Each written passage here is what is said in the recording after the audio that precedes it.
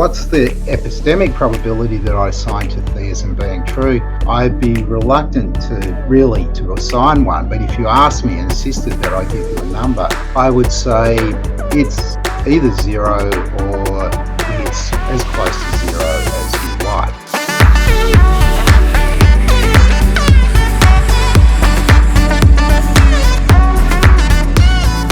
So Haiku writes, what are your thoughts on the God and Platonism debate? Would you lean towards some nominalism, or would you agree with Van Inwagen that Platonism does not actually threaten God's aseity? Okay, so because I'm an atheist, I don't really have a stake in this debate. That was kind of the first point to make. I have contributed to a book, I forget exactly what it was called, a sort of 6 views about God and abstract objects book, in which I argued that it was a matter of indifference to me. I think that Van Inwagen is right that you can consistently defend theism and Platonism as a package. I also think that for example, William Lane Craig is right, and you can consistently defend theism and some kind of nominalism as a consistent package.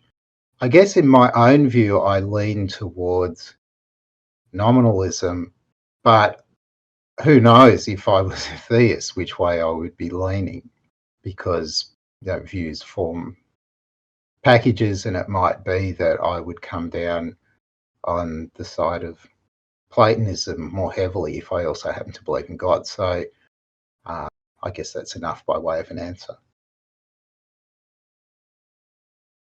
Okay, great. So Jonathan asks, how do you ontologically cash out existential inertia? Is it a power? If so, how do you respond to Facer's regress objection that he gave in your interaction on capturing Christianity? And maybe we'll start there and then I'll continue. Okay, so I just said that I would prefer to be, I tend towards nominalism. I'm not sure that there's any ontological count that you need to give of existential inertia.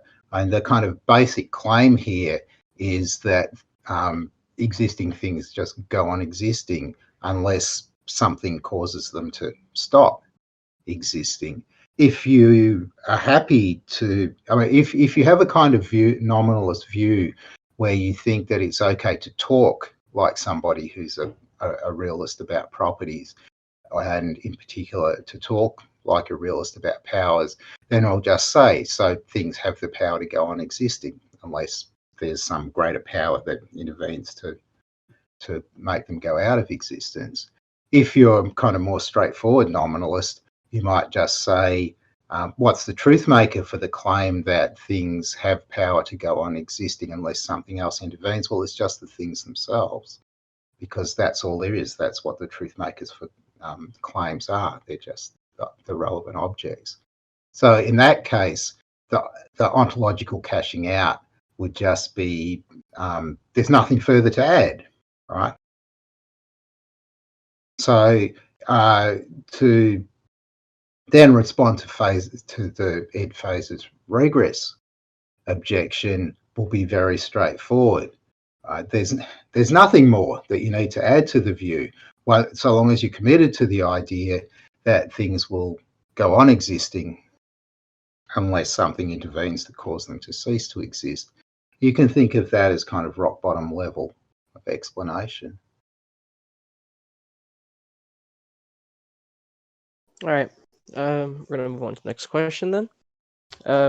So Lost in the Infinite asks, what is the epistemic probability you would assign to theism being true? For example, in your critical notice of J.P. Moreland's book on consciousness, you write, for what it's worth, my own view, borrowing a turn of words from Moreland, is that even in the light of the explosion of Christian philosophy, the probability of theism is so low that it approximates to 0. I expect that other naturalists acquainted with the relevant literature of the last 25 years will say the same. Is your view still the same, even with the emergence of Thomism and the work of scholars like Rasmussen and Alex Pruss or David Bentley Hart? Who are the other naturalists that would share your opinion on this? Okay, so my opinion about this hasn't changed. But there's a couple of other parts to this question. We can get to them after I do this bit, I think. So Sure. I think I don't really like talk about epistemic probability in this kind of context. So I think of epistemic probabilities as something like measures of ignorance, and you can only kind of do the mathematics of ignorance, I think, in simple cases. So, like, suppose that the world's deterministic, but I throw a dice, I die, I throw one, and it's spinning, and we're wondering, you want to make a bet on it, right? Whether it's going to come up 6 or 9. And we want to work out what would be a fair bet. We're going to use the mathematics of probability to make a determination, even though if the world's deterministic, there's only one way that this thing can come out. The point is that the epistemic probability is a measure of our ignorance. It's not something about the world. Different kind of example. Suppose that the world's indeterministic. Suppose in particular that there are quantum events that are indeterministic. Say it's just chancy whether this particular radioactive atom is going to decay in the next 60 seconds or not. In that case, when we're talking about probabilities, we're talking about objective features of the world. The world is indeterministic. There are different ways that things can come out, and where you've got indeterminism, you'll have some chance distribution. It won't necessarily be flat like it is in the case of the epistemic probabilities for the dice, where all of the outcomes are equally likely. There might be some lumpiness in, like you might have a different kind of quantum event where there's 2 possible outcomes, but one of them's several times more likely than the other. That's perfectly possible. Okay, so what's the epistemic probability that I assign to theism being true? I'd be reluctant to assign one, but if you asked me and insisted that I give you a number, I would say it's either 0 or it's as close to 0 as you like. For practical purposes, it's 0. So if I'm thinking about what to do on a day-to-day basis, making all kinds of decisions, thinking about God just doesn't enter into those considerations at all. That's what I mean by kind of practically 0. And there's one other thing to add, which is that on my sort of favoured view, it turns out that I think that it's impossible that theism is true, and that you might think of that as some additional reason for supposing that I'm going to assign 0 probability to the claim that God exists, just because in the standard formulations for probability calculus, your space, outcome space, is supposed to have possibilities in it, and impossibilities should end up getting probability 0. Okay, now that was part of the answer to this question. There's another bit. Has the emergence of Thomism and the things said by people like Josh Rasmussen, Alex Proust, David Bentley Hart made any difference to my opinions here? And so, short answer, no. All right. Do you want to address the next parts of the question, because there's a couple other parts that are, I guess, really quick. Part 2 of this person's question is what / who are the best books / best philosophers defending theism? And then who are the best, who or what? Yeah, and then they want best philosophers on the other side, atheism and naturalism. Mm-hmm. Yeah. Man, these questions are really hard to answer. They're hard to answer partly because I know so many people, and I'm going to slight people if I name some and don't name others on both sides. There's, I think, lots of good philosophers who defend theism, And there are lots of good philosophers defending atheism and defending naturalism as well. And I've already just tried to weasel out of naming people because it's kind of going to be invidious. So let me start with philosophers defending theism. Some of the good ones are my own graduate students, and I feel like I should start there. So for quite a while, I was a fan of Nick Trakakis's. I can't list him here now because he's no longer a theist, but at one time I would have said so. I like Eugen Nagasawa. He's another person that I've published with in the past. But lots of people, right? I'm going to name my friends first, but there are lots and lots of good people defending theism. As for books,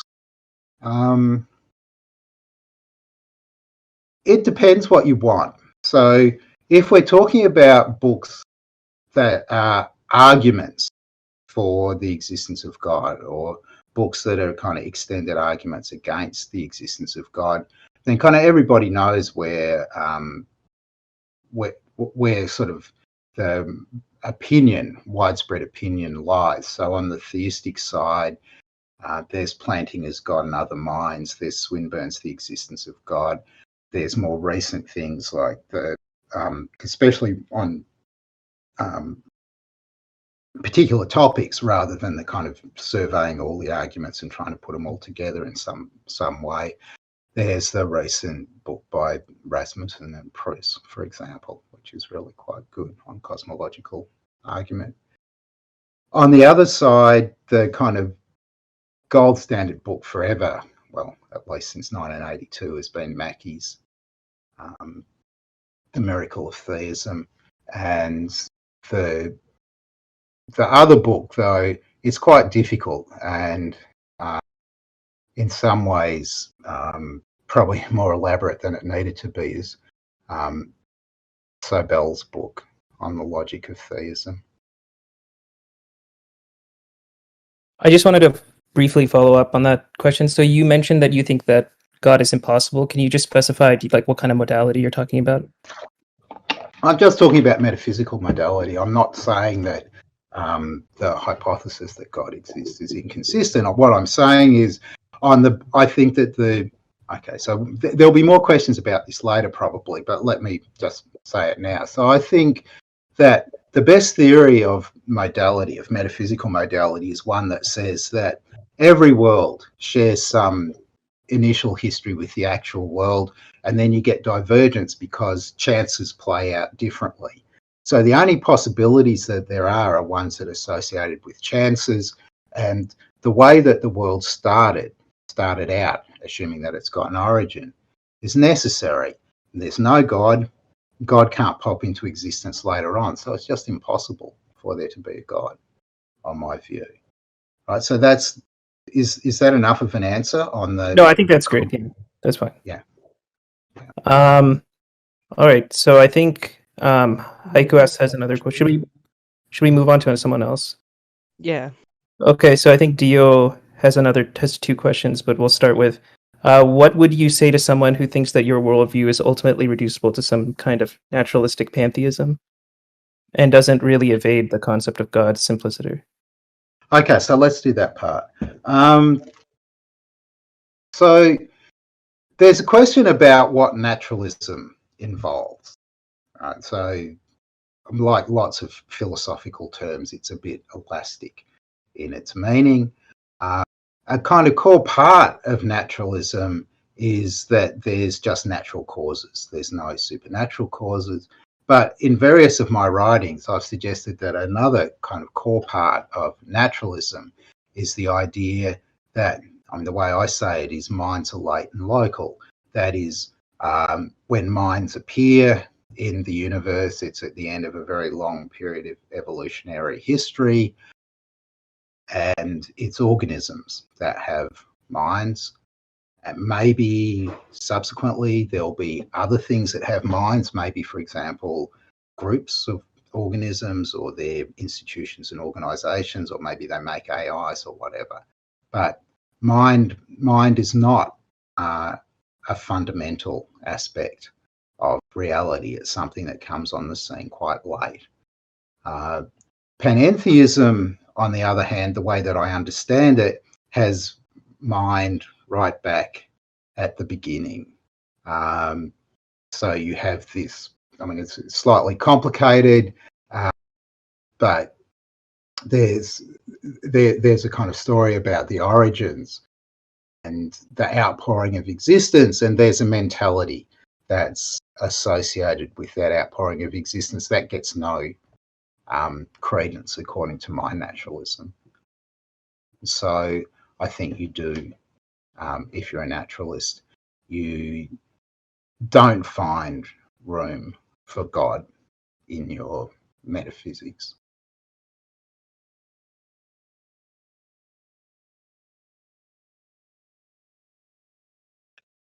Okay, since I think Dio isn't in the voice channel, we can just move on to the next one. So I expect a couple of questions similar to this, but what are your thoughts on religion being important for culture, happiness, and as a foundation for morals? So there are very few cultures, perhaps there haven't been any, that don't have what we might call religion. And so it's a bit hard to separate out the causal consequences of religion from the causal consequences of culture more broadly. However, if we look at the contemporary world and we try to make some kind of assessment, so we try to collect data that might tell us about the distribution of happiness, the satisfactoriness of death, the morality of people, it doesn't look as though there's any data that suggests that that sort of makes a very comprehensive case for religious people being happier, having easier deaths, or being more moral than people who don't have religion. Now, that's a very broad statement. There are lots of little bits of social scientific research, lots of papers that claim to have identified that religious people are happier, or that they live longer, or that they have better deaths, or that they're more moral, or whatever. But there's other, for every paper like that, there are other papers that argue for the reverse contention. And there's a kind of overall approach that you can take to this. What I mean is, you sort of collect together a whole lot of data about a whole range of things that are related to human flourishing, and you look at how that data relates to data about the distribution of religiosity around the world. And that can be at a national level, or a state level, or a very local, regional level. So there are people like Gregory Paul who've spent a lot of time analysing this kind of data, particularly for the United States, sort of a region by region comparison, but also globally as well. And while I think maybe he overinterprets the results that he gets, it seems pretty clear that there's nothing in the data that makes it plausible that religious people are do better with respect to these measures, whatever they are, across the globe, than non-religious people. So if we're looking at sort of things like levels of drug addiction, or suicide rates, or divorce rates, or life expectancy, and so on, you can't find anything in that data that just says clearly that religion is something that means that you're going to score better. Sorry, not an individual, that religious people are going to do better on the whole than non-religious people. But I just, maybe as another follow-up, but let's say the data showed otherwise. I mean, what do you think is like an actionable, what is something that we can take, or what does that mean if it turns out it is actually better? Yeah, so it probably wouldn't mean very much. It depends on, it's a bit like, I'm trying to think of a medical case where there's some small statistical difference. It's hard to, it will be hard to read very much into it. Suppose that there was, like a tiny, there was a tiny extent to which religious people were happier than non-religious people on average, right? That wouldn't mean much for an individual person because they could sit anywhere on the curve from extremely unhappy to extremely happy. So you might think that even if I think contrary to fact, these studies did point to significant differences that favoured being religious over being not religious, statistically, to some small but statistically significant amount, it would be very hard to read anything into that. There's another part to this question, so maybe I should. Go ahead. Do I think that we would have the morals we have today if we didn't have religion? Well, if we didn't have the religions that we have, we would certainly still have morals, right? If we go back, if you think about Christianity, right? Morality didn't pop into existence with Christianity. There was morals sort of predate Christianity by thousands and thousands of years.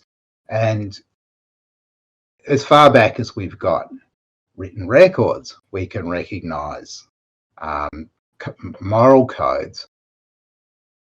Before that, it's very hard to interpret the history, both with respect to morality and with respect to religion. There's data about burials. That's probably the most significant thing that we've got that makes people who study ancient history think that probably people had religion long before we had writing.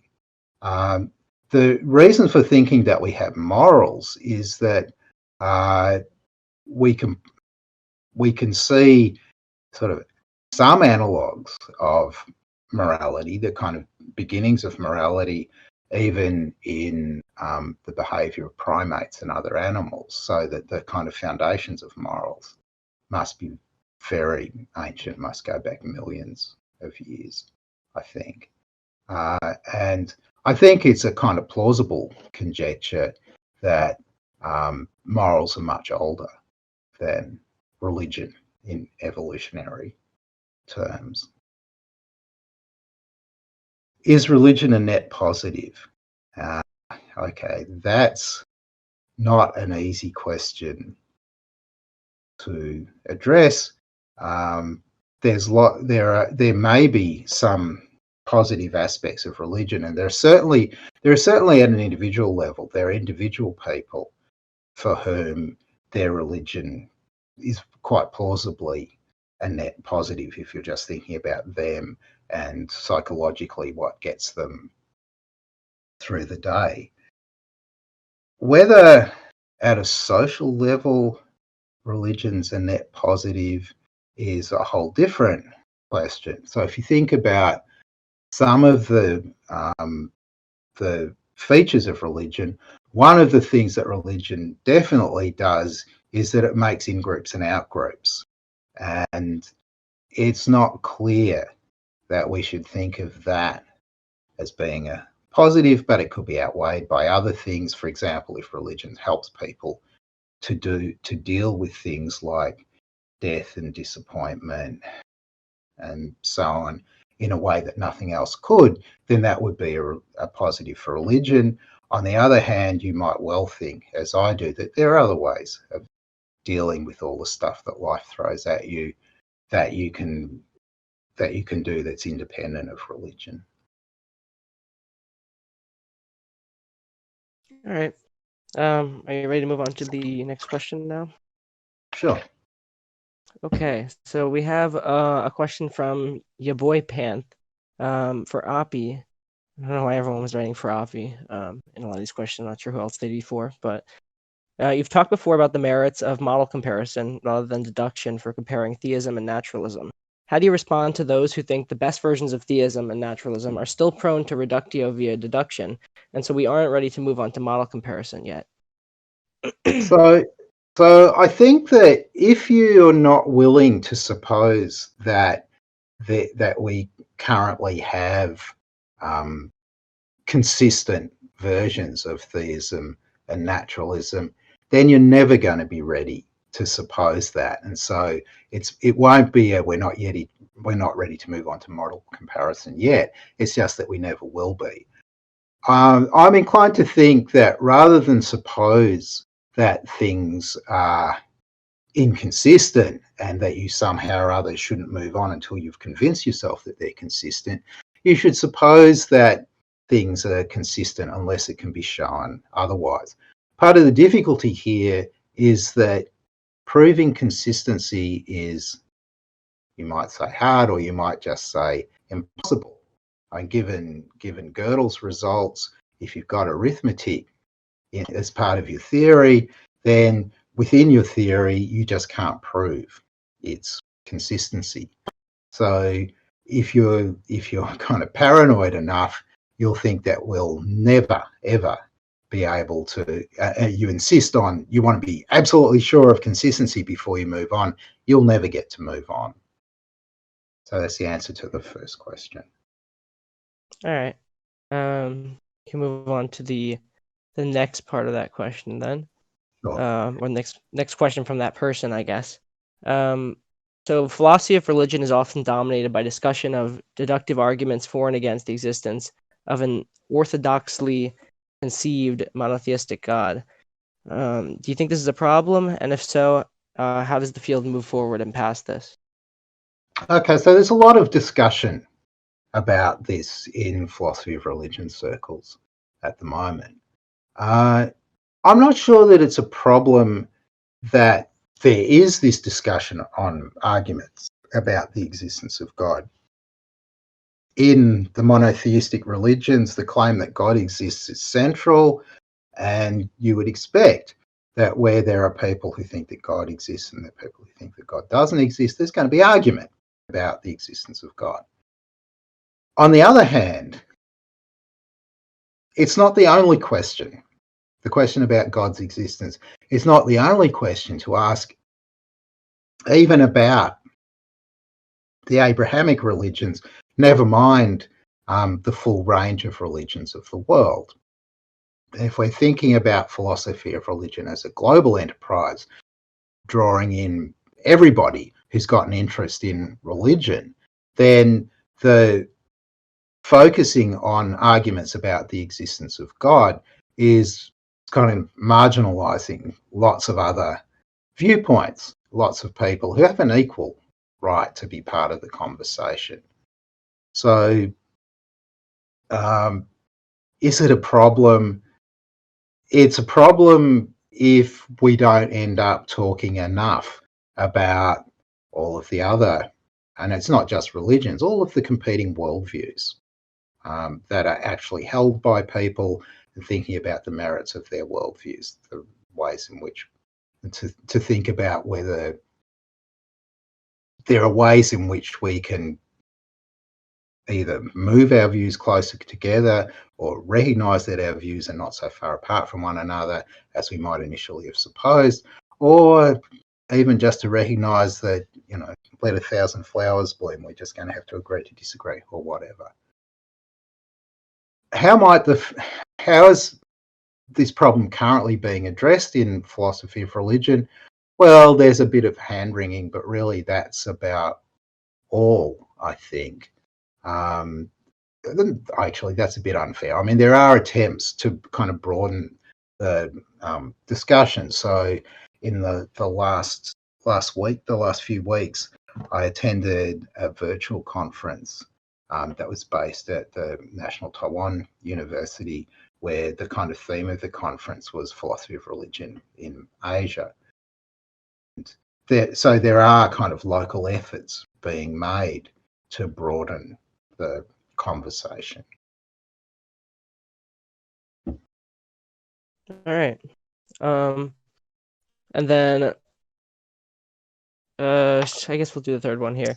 I've heard you say in various places that you don't accept self-explanation, but then also that you think necessary things are explained by their necessity. Is that not a kind of a self-explanation? Okay, so I interpret self-explanation in the following way. To say that something explains itself is to accept an instance of this of a claim of this form, A because A. Now suppose I ask you why A, and you say A because A.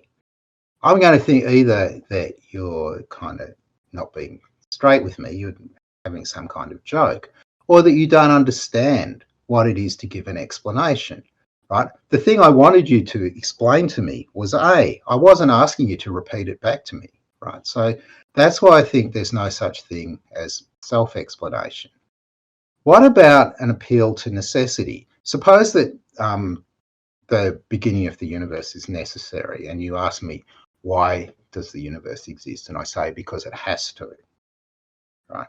That's not an instance of self-explanation. I didn't say back to you, the universe exists. That's why the universe exists. I said it exists because it must. That is a kind of acceptable explanation. In some ways, it's a very strong form of explanation, right? If it has to exist, there's no alternative, right? You understand everything there is to understand about its existence. So I think that there's a world of difference between self-explanation, which is kind of incoherent idea, and explanation by necessity, which is perfectly fine. Okay, great. So I think we'll move on to Top Fun's question. So he's a philosophy PhD. He says, I'm a philosophy PhD student, and I've noticed that philosophy of religion is, well, absent. There are conferences of every possible niche and within every possible domain except from philosophy of religion. I don't know anyone personally who's currently researching philosophy of religion either. I have two questions. One, and then we'll start with the first one. Do you think that philosophy of religion is a bit off on its own when compared to the rest of philosophy? Okay, so in Australia, I think I'm the only person who has a continuing position whose main research interest is philosophy of religion. I haven't seen a job advertised in philosophy of religion in my lifetime. So there's a sense in which philosophy of religion is certainly a kind of marginal pursuit in some parts of the world. On the other hand, every university pretty much has a philosophy of religion component in its undergraduate curriculum. Typically, there's some in first year. Often, as at my university, there are more units in philosophy of religion, self-standing units in later years in an undergraduate major. So, and so it's recognised that philosophy of religion is sort of an interesting part of philosophy, and it's also widely recognised that you want to teach it to students. That means that the situation of philosophy of religion, at least in my part of the world, is a bit kind of odd. It's not that philosophy of religion is absent, and certainly in say North America and in the UK, there are plenty of conferences in philosophy of religion. There's a bunch of journals. Australia has a couple of philosophy of religion journals, but there's a bunch of them. There's lots of publication.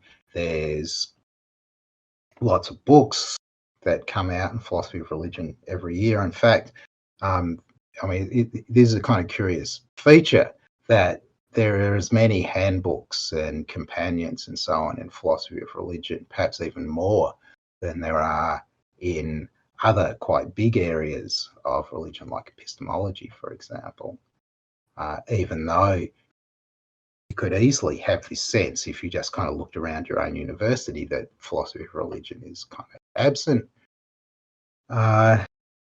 It's not true that there's nothing going on in philosophy of religion. However, I mean, and this comes back to some things that we talked about earlier.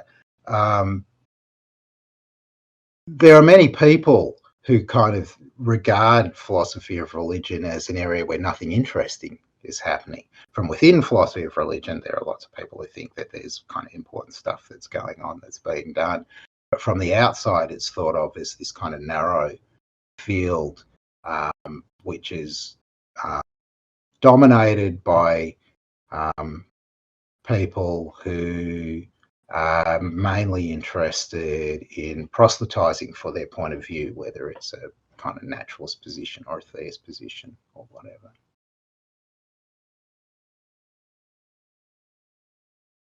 All right. Well, I think that kind of also answers this second question, the second part of that. But Yeah. so I think we'll move on. So what are your thoughts on increasing secularization? Do you think religion will eventually lose its place in Western society? Okay, so that's a good question. In my book, Atheism: The Basics, the last chapter is sort of about this. It's about this and about new atheism. So from the beginning of the 20th century, there has been an increasing secularization of society. So in Australia, at the very first census was at Federation. The first national census was in Federation, 1901. And I think 98% of the population said that they were Christian. And I'm not sure there was even an option to say that you weren't religious in that census. That number, the percentage of people who are Christian, has been steadily declining, as has the overall percentage of people who claim to be religious. As we aren't quite there yet, but Australia's getting close to the situation where it's 50-50 between people who tick the box that says that they're religious and people who don't. And it's been a kind of a decline that's gathered momentum as time has gone by. So if you project from the demographic, that kind of demographic data, and the same thing is true throughout the Western world. Even in the United States, the percentage of people who tick the no religion box on the census has been increasing. And although the censuses are not very good at identifying groups like naturalists, there's never a box for that. But even for kind of committed atheists, even there's other data that suggests that the percentage of naturalists and the percentage of committed atheists is increasing a bit. Is this a projectable trend? Because that's kind of the big question. And if it's projectable, how far into the future can you project it? What's the world going to be like in 5 years, 10 years, 30 years, 50 years, 100 years? Well, as everybody knows, predicting the future is extraordinarily difficult. If you think about how you might have tried to answer this question in 2005, or 2015, you'll think that there are subsequent events that kind of messed up your any attempts that you might have made to kind of say what the world was going to be like a few years down the track. And it's predictable that we're going to have in the coming decades even bigger disruptive events. Whether those events will disrupt this apparent trend of secularization is kind of hard to say, I think. And you can get people who argue both sides of the case. I'm not inclined to make any prediction. I have no idea whether religion is kind of on the way out in Western society, whether religion will eventually be on the way out from all societies, or whether our future will be one where there's a return to religion. Who knows? Okay, great. So I think Dog has asked 5 questions, which I think might be too much to get to. So maybe we'll just do 1 or 2. So if you can see the questions, is there any 2 that you'd like to answer? Or we can just go maybe like just the top 2. Oh, well, let's start with the first one. Okay. So do you think that miracle claims like Our Lady of Fatima, all of the reported healing miracles, Shroud of Turin, etc., do you think that if there was adequate evidence for these miracles, that they serve to raise the probability of the supernatural being real? How would you explain them? If you experience such an event, such as seeing a person rise from the dead or being healed by holy water, how would that change your outlook? Okay, so it's hard to know what to do with this sort of question. So the reports of miracles, as Hume observed long ago, don't have features that make you very confident that you should trust them. What you would like to have, given the evident utility that the making of these claims has for the people that are pushing them, right? That people making miracle claims are usually people who've got patent medicine to sell or religion or something. There's something that they're trying to push. You should be, because that's always the case, you should be suspicious about them. You should investigate them. What you'd like to see is the biggest thing that you'd like to see is replicability and generalizability. Now, replicability you might think is unfair because the miracles are one-off. So, but what you would like, if you can't have that, is at least independence of reports. So you'd like to have independent reports by informants that you can confirm are reliable, so that you've got evidence that something happened, even if there are still questions about exactly what did happen. I mean, compare this to what happens in a court case where there's a traffic accident and you've got people making reports. There's going to be contradictory information in the reports, and it's kind of up to the court of law to try to work out exactly what happened. But in the case of the miracle claims, we don't get to that point because usually it's not obvious that there's anything that's happened. So an example that will do to sort of indicate the difficulties here, that has nothing to do with religion. So think about that small group of people who think that back during the protests against the Vietnam War, there was a day when a bunch of hippies managed to levitate the Pentagon. Right? You can find people who'll swear that they were there and they saw it happen. There are still people writing stuff, defending the claim. Right? But there's lots of stuff that counts against that report. First of all, that there are reasons why that just couldn't have happened. But second of all, that there are lots of other people, and I think there's probably even film of the time when it was supposed to happen, that makes it obvious that it didn't. Right. So that's that particular case. Now, in the case of the reports of miracles, you typically don't have the independent reports of non-invested observers. But what you do have will always be this tiny number of people who have a commitment to something else. As I said, selling patent medicine or selling religion of one kind or another. So it's perfectly reasonable to be very skeptical. So how do you explain the reports? Well, in different ways. Some of them are fabrications, but some of them grow up in a quite innocent way. So, and this is perhaps the most important thing that I want to say about this topic. So if someone makes a report, someone else believes it, which they may do because they're a child and the report's made to them by an adult, or they're a relatively junior person in an organisation, an informal organisation, and the person that's making the claim to them is more senior. They believe it, they may spread it, and they tell someone else. And over a short period of time, the story is one that gets accepted by a bunch of people. Maybe, 1 in 10 people who hears the story believes it. But the story also changes as sort of Chinese whispers as it's being developed.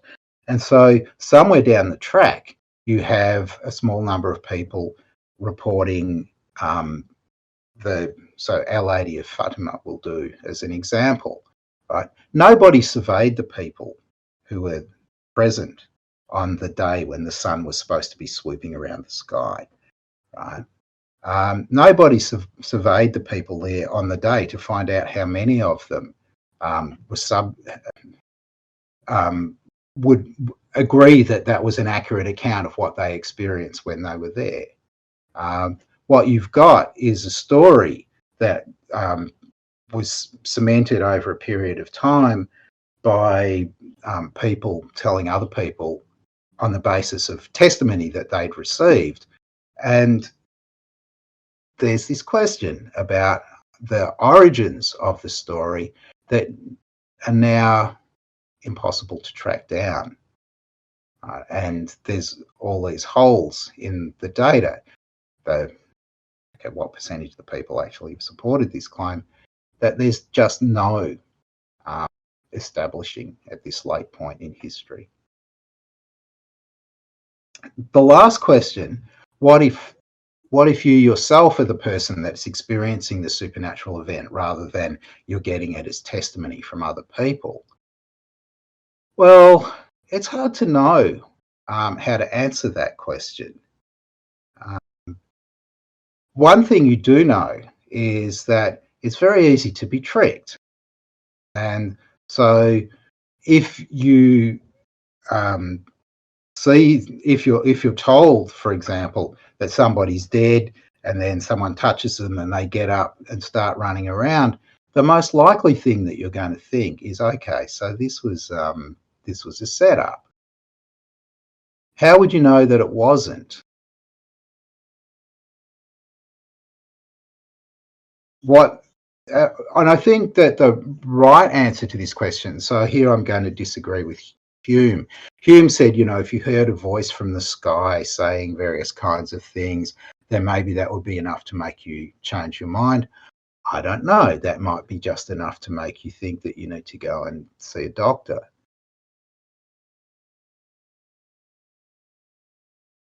Okay, great. So do you should we move on to the next question?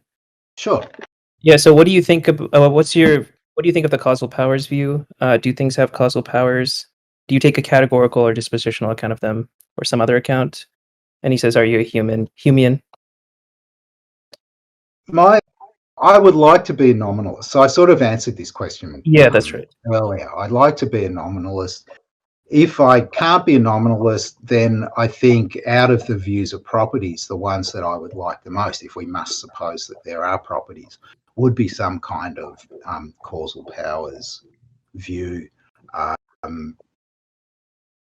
And I guess, and this is now kind of hypothetical, that I would probably take, a categorical view of them. But that's I would prefer to be a nominalist. The kind of nominalism I like the most is the kind that Stephen Yablo defends, and on his account, you end up being able to talk in ways that make you sound like a realist, even though you're not, because you're kind of ultimately your commitments bottom out in so sorry, that's not quite the right way to say it. It's that you're allowed to talk in certain ways because those ways of talking increase the expressive power of your language, but they don't involve any kind of additional ontological commitments. So I can say more about that if you want, but that's the kind of view that I would prefer. And so on that kind of view, it might well be kind of kosher to talk about the causal powers of things, but not because you think that there really are causal powers, but just because it enables you to say certain things much more succinctly than if you weren't allowed to talk about causal power. So would you give sort of a similar answer to the third question, like also some kind of nominalist about logical truths? Yeah, so I don't think that there's any ontology for logical truth. How are things like the law of non-contradiction going to be cashed out? Well, is assuming that we're going to accept that there's a law of non-contradiction, then it's just a necessary truth. And necessary truths are true no matter what. We don't need any ontology for them. Okay, so I think there's a question on behalf of somebody. So what do you think of the Plantinga's evolutionary argument against naturalism?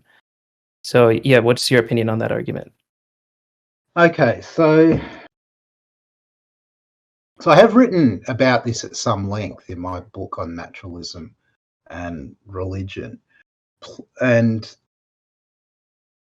the way that it goes, Plantinga thinks that you can't suppose that you can't coherently suppose that it's unlikely that your beliefs are true. You can't think that your beliefs are not reliable. You've got to have a reason for thinking that they give you mostly truths. But he thinks that naturalists, given their commitment to evolutionary theory, are unable to suppose that their kind of belief-forming mechanisms are reliable in this way. Now, I think that the starting point of Plantinga's argument is mistaken. I think that there are some areas where we should surely think that our belief-forming mechanisms are reliable by and large. So think about perception, in particular vision. Mostly when you form beliefs on the basis of what you see, sort of about middle-sized objects in good light, your beliefs are going to be correct. You think there's a tree over there because there is. Of course, if it's kind of foggy, you might not be sure whether that's a tree or whether it's something else. But on the whole, when you form beliefs on the basis of vision, your beliefs turn out to be true. But there are other areas where we can see that this kind of argument's not going to work. And in particular, the idea that we're reliable when it comes to forming philosophical beliefs seems to me to be obviously false. And the reason why I say that is because ask two philosophers their opinion of a particular proposition and they tend to disagree. If you want a kind of more extended defense of that view, go to Phil Papers, have a look at the Phil survey, the survey of philosophers' opinions. For example, if on the theism versus naturalism question, as I recall, about half of philosophers are naturalists, about a quarter of them are theists, something like that. If we were reliable forming of philosophical beliefs, then we'd be converging much more on the answers, and we're not. So I think while Plantinga thinks that it's self-defeating to suppose that the probability that most of your philosophical beliefs are true is low, I think that that's the rational position to take. Now, you might think that there's something weird about that, but I mean, think about it this way. Suppose I've got 1,000 independent philosophical beliefs, and I've actually probably got way more than that, but suppose I've got 1,000 independent philosophical beliefs, and suppose that 0.9 is high enough by Plantinga's standards for the probability that I need to give to them in order to be counted as believing each of them. Now consider the conjunction of that 1,000 independent beliefs.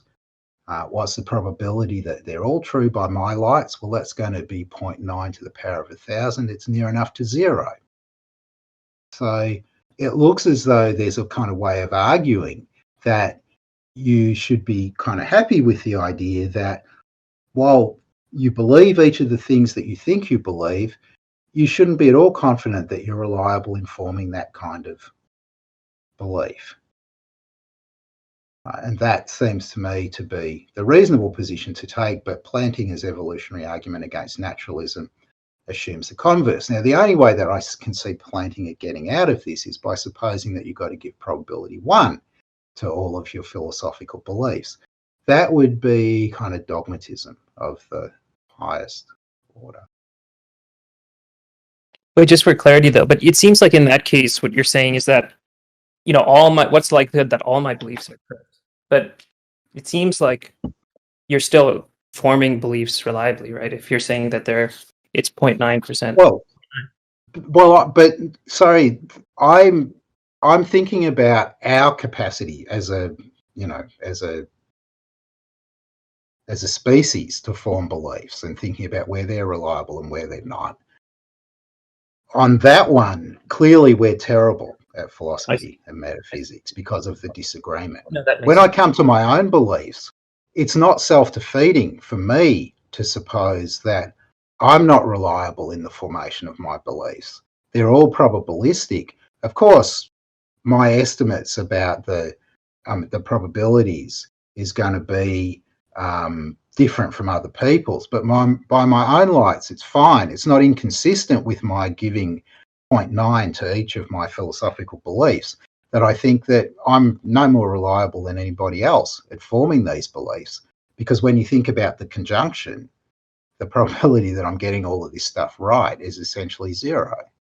That was what I was thinking. And that's a way of squaring the recognition that everybody's unreliable with nonetheless holding on to my own views while recognizing my own fallibility. That seemed to me to make a kind of consistent position. All right, so I guess we can move on then to the next person's question. We have a couple questions from Guarded Acumen. I can't exactly tell from how they formatted this whether they wanted to ask both of their questions in VC or just one, but it appears that they only wanted to ask the second one in VC. That's what it looks like. So I'll just go and read out the first one and then let them ask the second one in VC if they end up being here. So in relation to your 1995 book titled Ontological Arguments and Belief in God, you attempt to provide a cogent and conclusive refutation of the ontological argument in its various forms. And you also maintain that ontological arguments do not provide an agnostic with any good reason to change her view. However, I am not sure if you succeed at establishing either one of these theses, in the book that is. Take, for example, your treatment of Anderson's revision of Gödel's ontological argument. Your only consideration of axiom 2 is that it isn't above suspicion, and of axiom 3 is that it is clearly controversial. Why should merely identifying that a premise is clearly controversial or not above suspicion count towards demonstrating an ontological argument is unpersuasive? Additionally, you attempt to undercut or raise a potential undercutting defeater to the Gödelian argument by questioning the modal logic that is required for the proof. This book seems to me to just list possible reasons to undercut ontological arguments as opposed to listing actually cogent and conclusive reasons. Whether you agree with my analysis or not, my first question is, do you approach ontological arguments differently now than you did in 1995? Okay, so that's a good question. There are various ways in which my views have changed since I wrote that book in 1995. In particular, my views about arguments and what makes for a successful argument have become clearer, at least to me, than they were in 1995. And the other thing is that I've written a lot more about Gödel's argument than I did then. In fact, when I wrote the book, I found out about Gödel's argument more or less as the book was going to press, and so I added this little section, and from memory I said it would need more discussion than I could give it at that point. I think that the criticism about the clearly controversial is probably not going to be correct given the view of argument that I've got now. But I also think that as a criticism of the book and ignoring everything that I wrote subsequently, it's kind of justified. So imagine the way that I think about it now. Think about somebody who's got a kind of satisfactory naturalistic position, or who's undecided between a satisfactory naturalistic position and a satisfactory theistic position, and think about what their views are going to be like, and then imagine presenting Gödel's ontological argument to them. What are they going to say in response to it? They're not going to say merely that the second axiom is not above suspicion or that the third axiom is clearly controversial. Rather, I think they'll have something much more direct to say that in effect says the argument's not going to persuade me. I'm not sure whether you want me to say more about that here. I figure it's probably a bit of a detour because it will take too long to explain. But I can refer to various things that I've written since, if you want me to. All right. Okay. So they say that they're here. Am I here? Yeah. Okay. You've been unmuted. Oh yeah. Sorry about that. You can hear me fine, right? Yep. Okay. Thank you for answering that question, Dr. Oppy. With regard to my second question, this has to do with your recent discussion with Andrew Loke. Approximately an hour, 5 minutes in, you said the following. You said, "We can make sense of the notion of changelessness without a duration over which there is no change." And I take it that you're perhaps maintaining a form of relationalism. I'm not quite sure what to take from that statement, because it seems to me that you're adopting a view according to which there could be time devoid any change. But that seems to beg the question against the relationalist, according to which there could be periods of time, or there can be no periods of time in which nothing is going on. So would you have anything to say about that? Okay, so yeah, this is I found this part of the discussion with Andrew difficult, because I found it very hard to understand his position. So he insisted that that we've got a time t equals 0, and that's the beginning of time, and then there's something that's antecedent to that, but it's only, I think this is right, only causally antecedent. He's thinking that what's causally antecedent is not in a temporal domain. And it's obviously in a causal domain because there's causing that goes on. But he says things like this, that this thing was always changeless. And always sounds to me like it's temporal, right? Something's always the case when it's true at every moment of time. And so it seemed as though he wants to be able to use what in effect is temporal vocabulary, but talking about a non-temporal domain. I was quite unclear what always could mean if we weren't distinguishing between different points that are prior to t equals 0. So I don't know whether that helps. If what you say is no, I didn't really mean always. I just meant there's this thing that causes the universe, and this thing, well,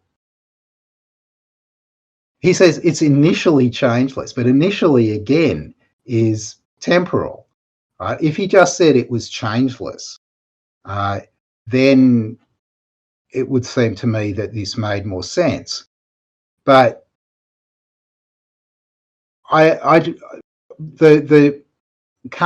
inability to make sense of it is because of the flipping backwards and forwards between using temporal vocabulary like initially and always, and then denying that this domain is temporal.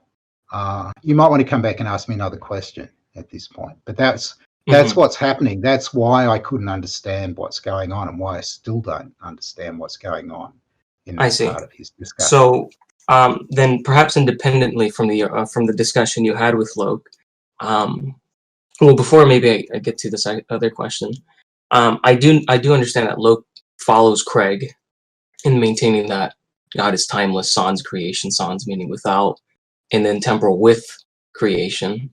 And I agree with you that the locution always, right, just is sort of strange. I know that even Craig in his book God, Time, and Eternity addresses this possible confusion. And so I'm not sure if you're ever going to be doing a response or a dialogue about the debate you had, but if you go to page 271 of God, Time, and Eternity by Craig, he explicitly writes that these sort of temporal locutions describing God's timeless state or not prior, but rather without creation, right, lead to incoherency. But apart from that, though, I'm only familiar with one article that you've written on the nature of time, and that was one about whether or not time was two-dimensional. I forget the name of the article. Yeah. But I've never seen you address anything else apart from the dimensionality of time or typology of time, such as temporal ontology, whether you're presentist or eternalist or what other competing theory, whether you're relationalist. So apart from the discussion you have with Loeb, would you be precluding a form of relationalism? It seems to me that maybe you would take it that you can't have durations without change. So now I'm trying to remember, because the paper on two-dimensionalism, I talk about Shoemaker's famous paper about time without change. So, and I tried to suggest that there are reasons why you shouldn't be persuaded by his argument, that his argument's insufficient to establish that you can have time without change. But that doesn't answer the question, that's kind of the really interesting question about whether there could be time without change. I think on my metaphysics, the kind of the metaphysical view that I favour the most, it's going to be impossible for there to be time without change.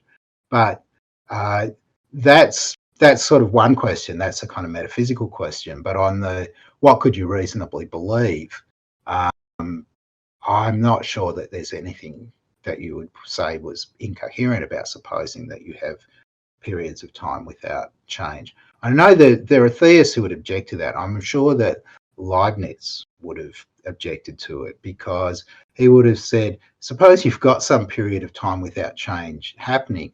What's a sufficient reason for it to come to an end at the point that it does, rather than at some earlier or some later point? It looks like the kind of having time without change is going to be in tension with principle of sufficient reason, which is interesting because Leibniz himself is a relationalist.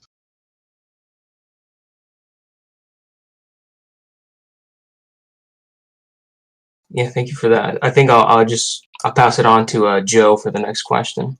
All right, thank you for that. All right, we'll move on to Majesty of Reason, if they're here. Yeah, can you hear me? Hello?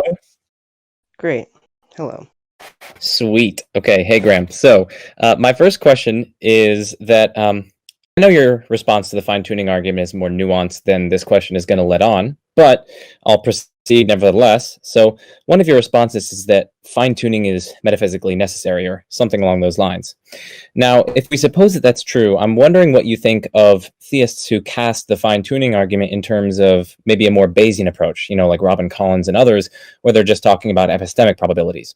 So I'm guessing, or I'm wondering what you think about the theist who responds that even if we grant that it's metaphysically necessary, fine-tuning that is, it's still epistemically improbable under naturalism and much more expected under theism. That is, the prior epistemic probability that the metaphysically necessary laws and initial conditions would be finely tuned is surely quite small, so they would argue, on the non-design hypothesis, but is nowhere near as small, so they would argue, on the design hypothesis. So I'm wondering what you think about that.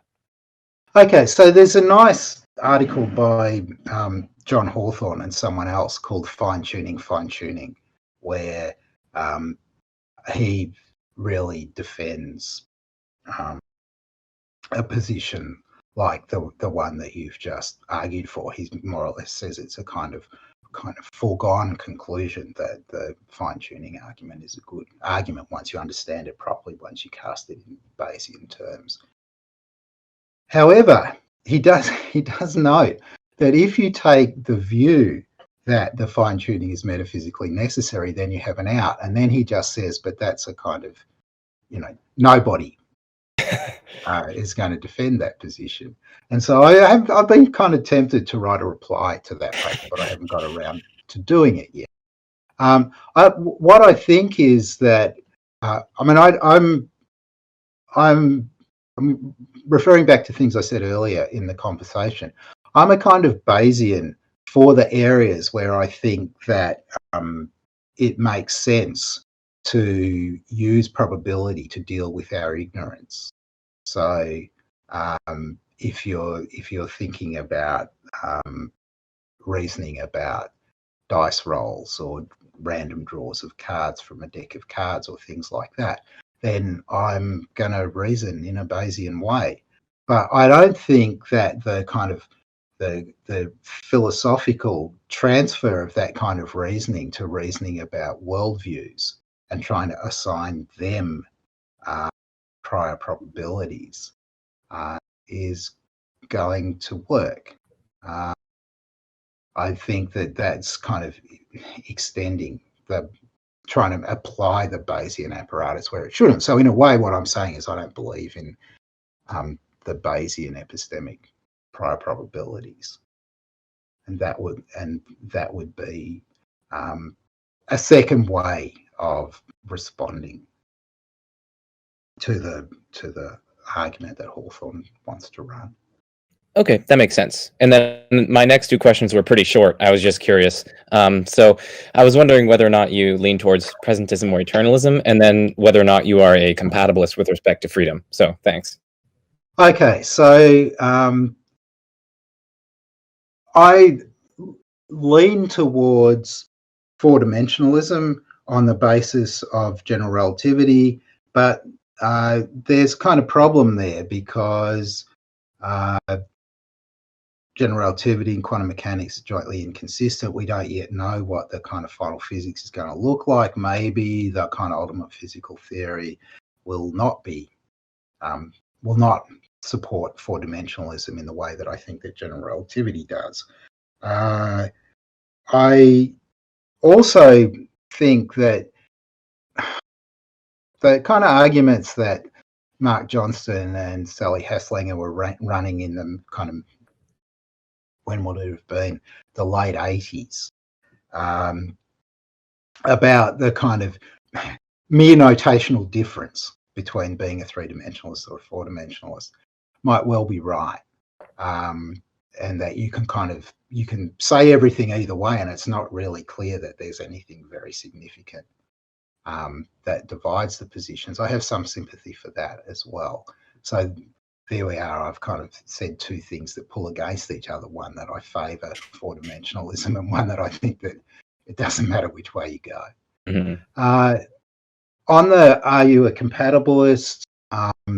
Short answer, yes. All right. Thank you.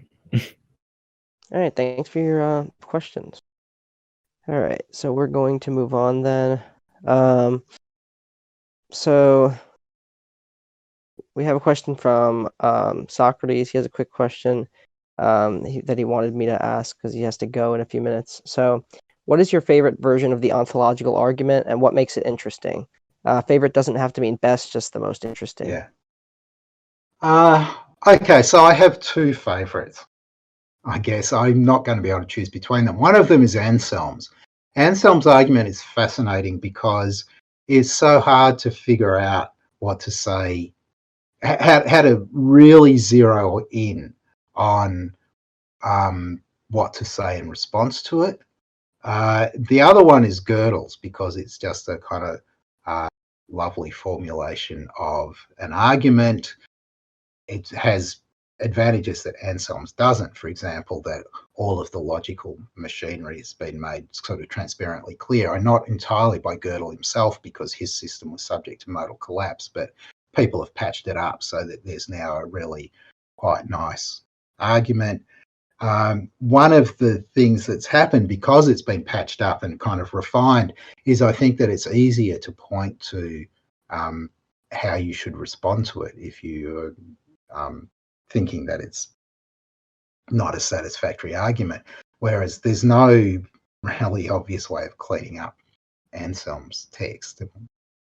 We are so far removed in history from when he wrote it that it's kind of difficult. But anyway, those are the two arguments that I definitely like the best. All right, cool. I guess we can go to another VC question now. We have Ben Stalk had a couple questions, so I will unmute him. All right, Ben Stalk, you're unmuted if you're there. Hello? Hey. Can you guys hear me? Yep. Yep. I can hear you. Okay, hi. Sorry. I just had a quick question. I watched a YouTube clip where you were mentioning your beliefs, and you mentioned that you were politically liberal in the sense that, subject to a few constraints, the state should aspire to neutrality between worldview practices. To my understanding, it doesn't seem like you talk about political philosophy very often, but I was just wondering if you could elaborate on your political philosophy, if you have any. So one of my teachers, Alan Hazen, the person who taught me metaphysics and logic, always said that political philosophy was way too hard, and you shouldn't get involved in it. I haven't done much work in political philosophy, so I don't have anything kind of really good to say in answer to this question. One of the things I think is that you could be asking a kind of question about ideal theory, or you could be asking a much more kind of pragmatic question. You know, what's my philosophy about how you should engage with politics, given the sense of the world, you know, given the current state of the world, and things like that.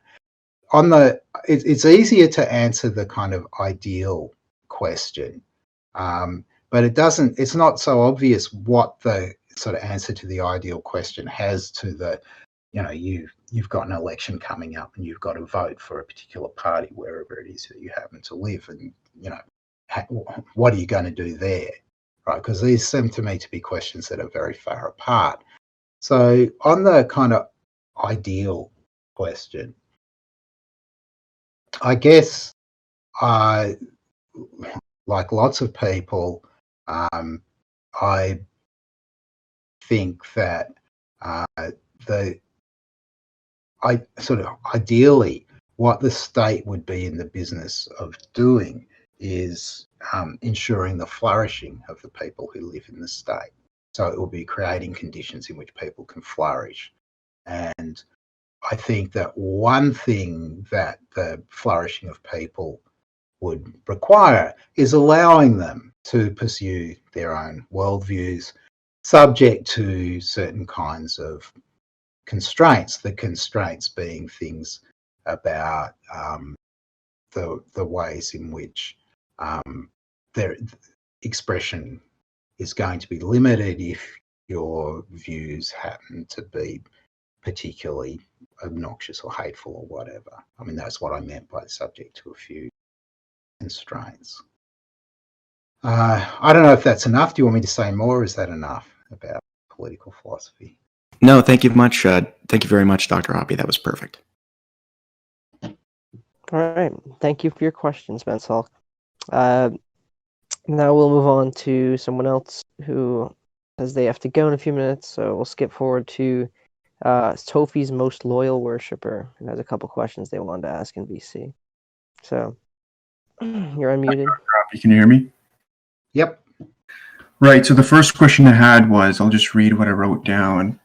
After talking to you a lot through email over the years about contemporary modal ontological arguments, and furthermore reading your papers on said arguments, it seems you're particularly fond with using the Moorean shift when replying to said arguments. Not that it's your main objection. I mean, you certainly have other objections. But my question was just that, why is it the case that you're particularly fond of this particular line? Because it seems to me that when you present this particular line to the theist, wouldn't they just think it's a cop-out in a sense? So the modal ontological argument is an argument that the theist is presenting to, let's just imagine it's an atheist. The theist is presenting to the atheist. And when you get presented with an argument, there's a kind of preliminary question: does the conclusion follow from the premises? I mean, in this case, we're talking about what's meant to be a valid argument, right? So a logical argument. So is the conclusion a logical consequence of the premises? And then the other question is going to be about the premises. Now, suppose that you give me an argument and it's got a false premise. By my lights, I think the premise is false. Then it seems to me it's all over for the argument. I just say, I don't accept that premise, and we're done with the argument. Right? You might follow up with a new argument attempting to establish that the premise that I think is false is true. But that won't be a defense of the original argument. That will be you're giving a new argument. Now, if you think about, in the context of the modal ontological argument, what's in dispute is a set of claims about God. So the theist thinks that God possibly exists, actually exists, and necessarily exists. And we're supposing that we're defining God in such a way that it's necessary that if God exists, then God exists of necessity. Right? So it's a kind of all or nothing. Either God's necessary or God's impossible. Thinking of that as something that we're holding fixed. On the other hand, the atheist thinks that it's not necessary that God exists, it's not actually the case that God exists, and it's not possible that God exists. And that's kind of definitive of the two positions, given that we're holding the definition of naturalism fixed. So, of course, when the theist gives this argument to the atheist is just going to say, we disagree about all these claims, right? You haven't given me any reason to change my mind. As far as disagreement goes, our position is symmetrical. There's just as much reason, given that I believe as I do, for you to change your mind and give up the claim that it's possible that God exists.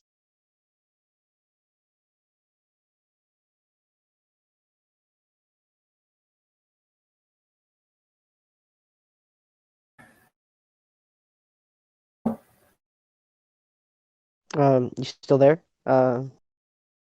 Yeah, no, right. That does answer the question. I just wanted to move on to the second question now. Thanks for answering that. The second question that I had was, here, let me just read out what it says. Where did it? Here, just one second.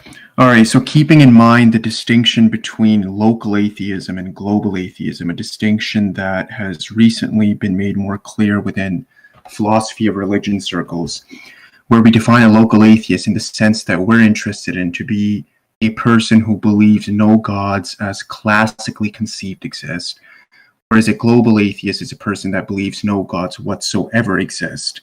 Now, in your view, when Phil Paper's 2009 survey reports that 73% of respondents are atheists, what percentage of these do you suspect are mere local atheists? That is, they are local atheists but not global atheists. Put another way, if we suppose that indeed that this statistic is correct, that 73% of philosophers are either mere local atheists or global atheists, what percentage would you suspect are just local atheists and so not global atheists?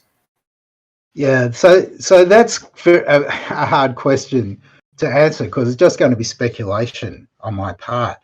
I would guess that almost all of those people are global atheists, but that's just a guess. It really depends a bit on what percentage of the people who answered this question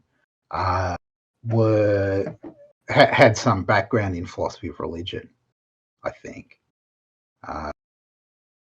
Because I think it's been fairly common in philosophy of religion for people to think about atheists as global atheists for quite a while. But I don't know.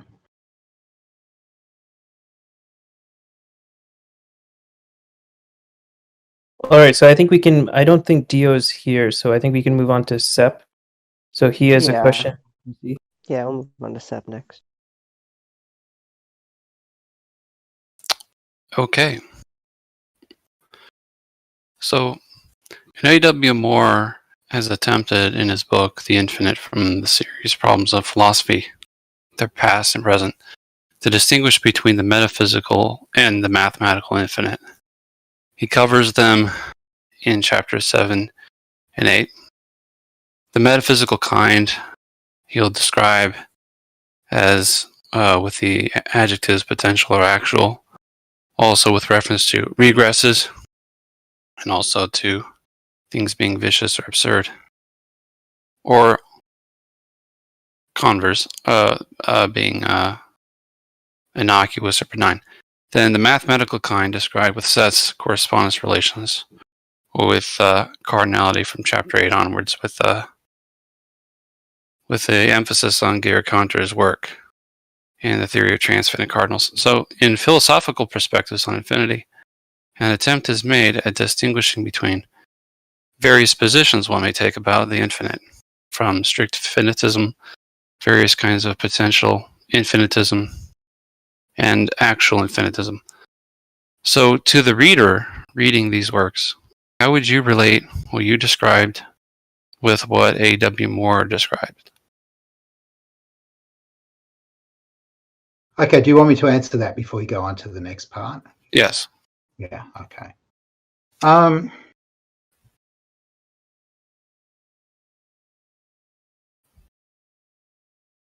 So what I think is that the distinction between the different kinds of positions that you might take about the infinite that I outlined applies both to mathematical infinities and to metaphysical infinities, if you want to distinguish between the two. So there are, within the philosophy of mathematics, there are people who are strict finitists.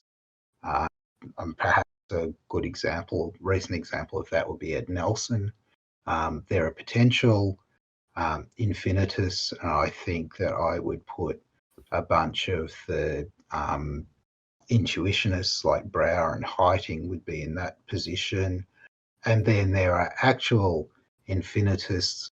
I'm tempted to blame John Conway, though he's kind of a fictionalist about mathematics, so maybe he's not the best example, but there's plenty of people who fall into that category. So that's kind of on the mathematical side. On the metaphysical side, I guess we're now talking about stuff that exists, and I'm supposing that when we're doing the mathematics, we can be nominalists about the when it comes to the question of the existence of mathematical entities.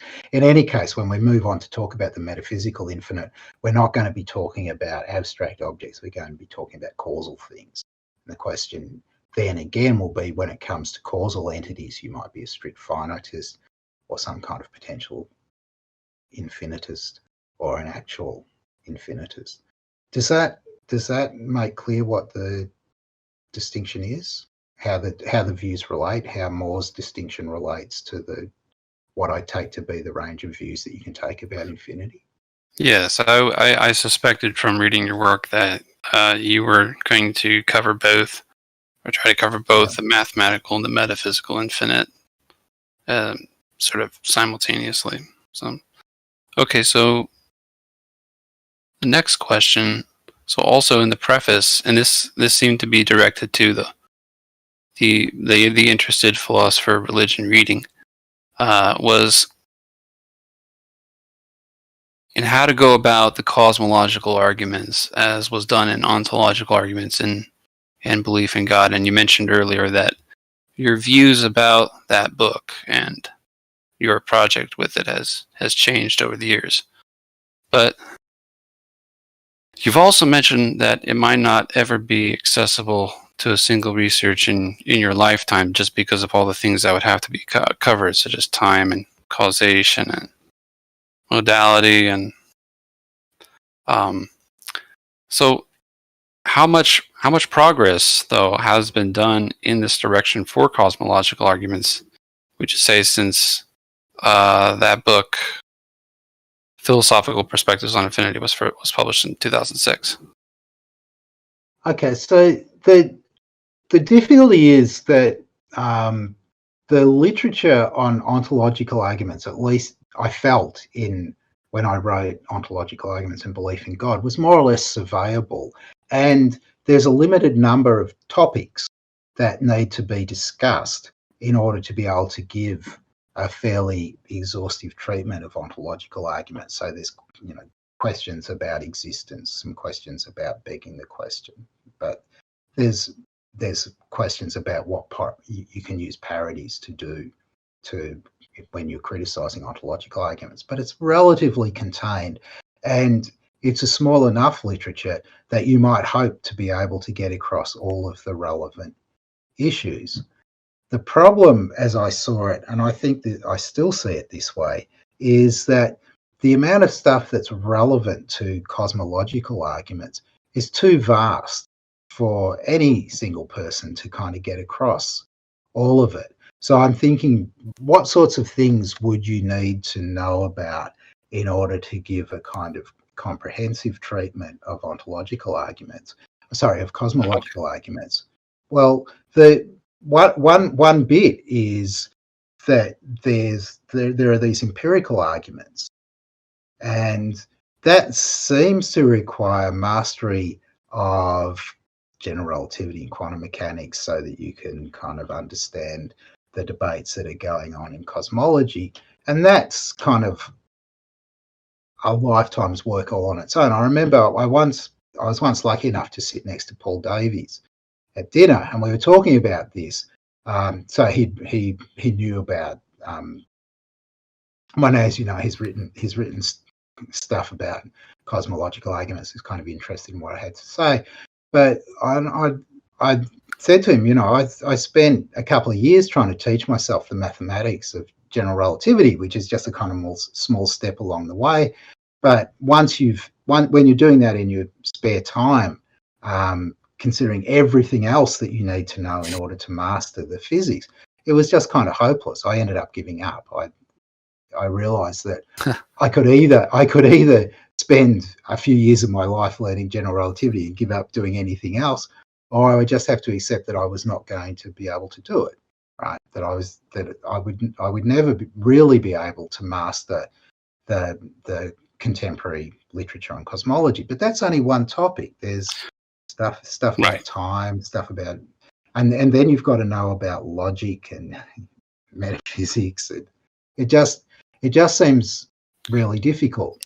And there's nothing that's appeared that looks like it's a kind of even an attempt to give a comprehensive account of all the different kinds of cosmological arguments. Because the other thing that's happened is that there's new cosmological arguments, or new variations on old cosmological arguments that have appeared, whereas ontological arguments, there's just not that same proliferation of the arguments either. Right. We have Gödel's argument, and we have, Alex Proust has some nice discussion on small variations that you can run on Gödel's ontological argument, but they are just small variations. It's really a kind of, there's this area and we've got a kind of better understanding of what it looks like, but it's not like you can't discuss all of that fairly compactly. Whereas if you think about just arguments from contingency or arguments from causation or even kind of Thomistic arguments, there's a whole lot of new formulations of arguments that's been going on. Yeah. Oh, yeah. It seems that the proliferation for the analysis of cosmological arguments going back, at least to like in the 20th century, to the 1940s with Jan Salamukas and others in the Polish, I can't pronounce it. It looks like the Lvov Warsaw School of Polish philosophers and logicians, offering sort of logical analyses of Aquinas's cosmological argument. So that was and so yeah. Thanks for answering my question or questions. Okay. Okay, so we'll go to Euthyrus' questions. So he says, "Hello, Dr. Oppy. I'd be interested to know your thoughts on a few things.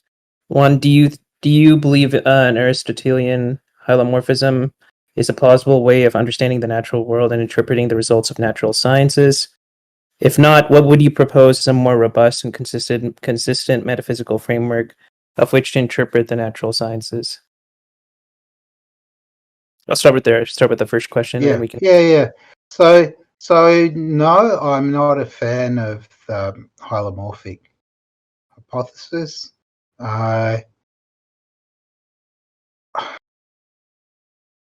guess a plausible way of understanding the natural world and interpreting the results of the natural sciences is, I think, just to accept the kind of implicit or implied ontology of the natural sciences. So there's a universe, and the universe is as it is described by physics and chemistry, and biology, cognitive science, and so on. That's, I guess, the robust and consistent metaphysical framework that I'm inclined to adopt.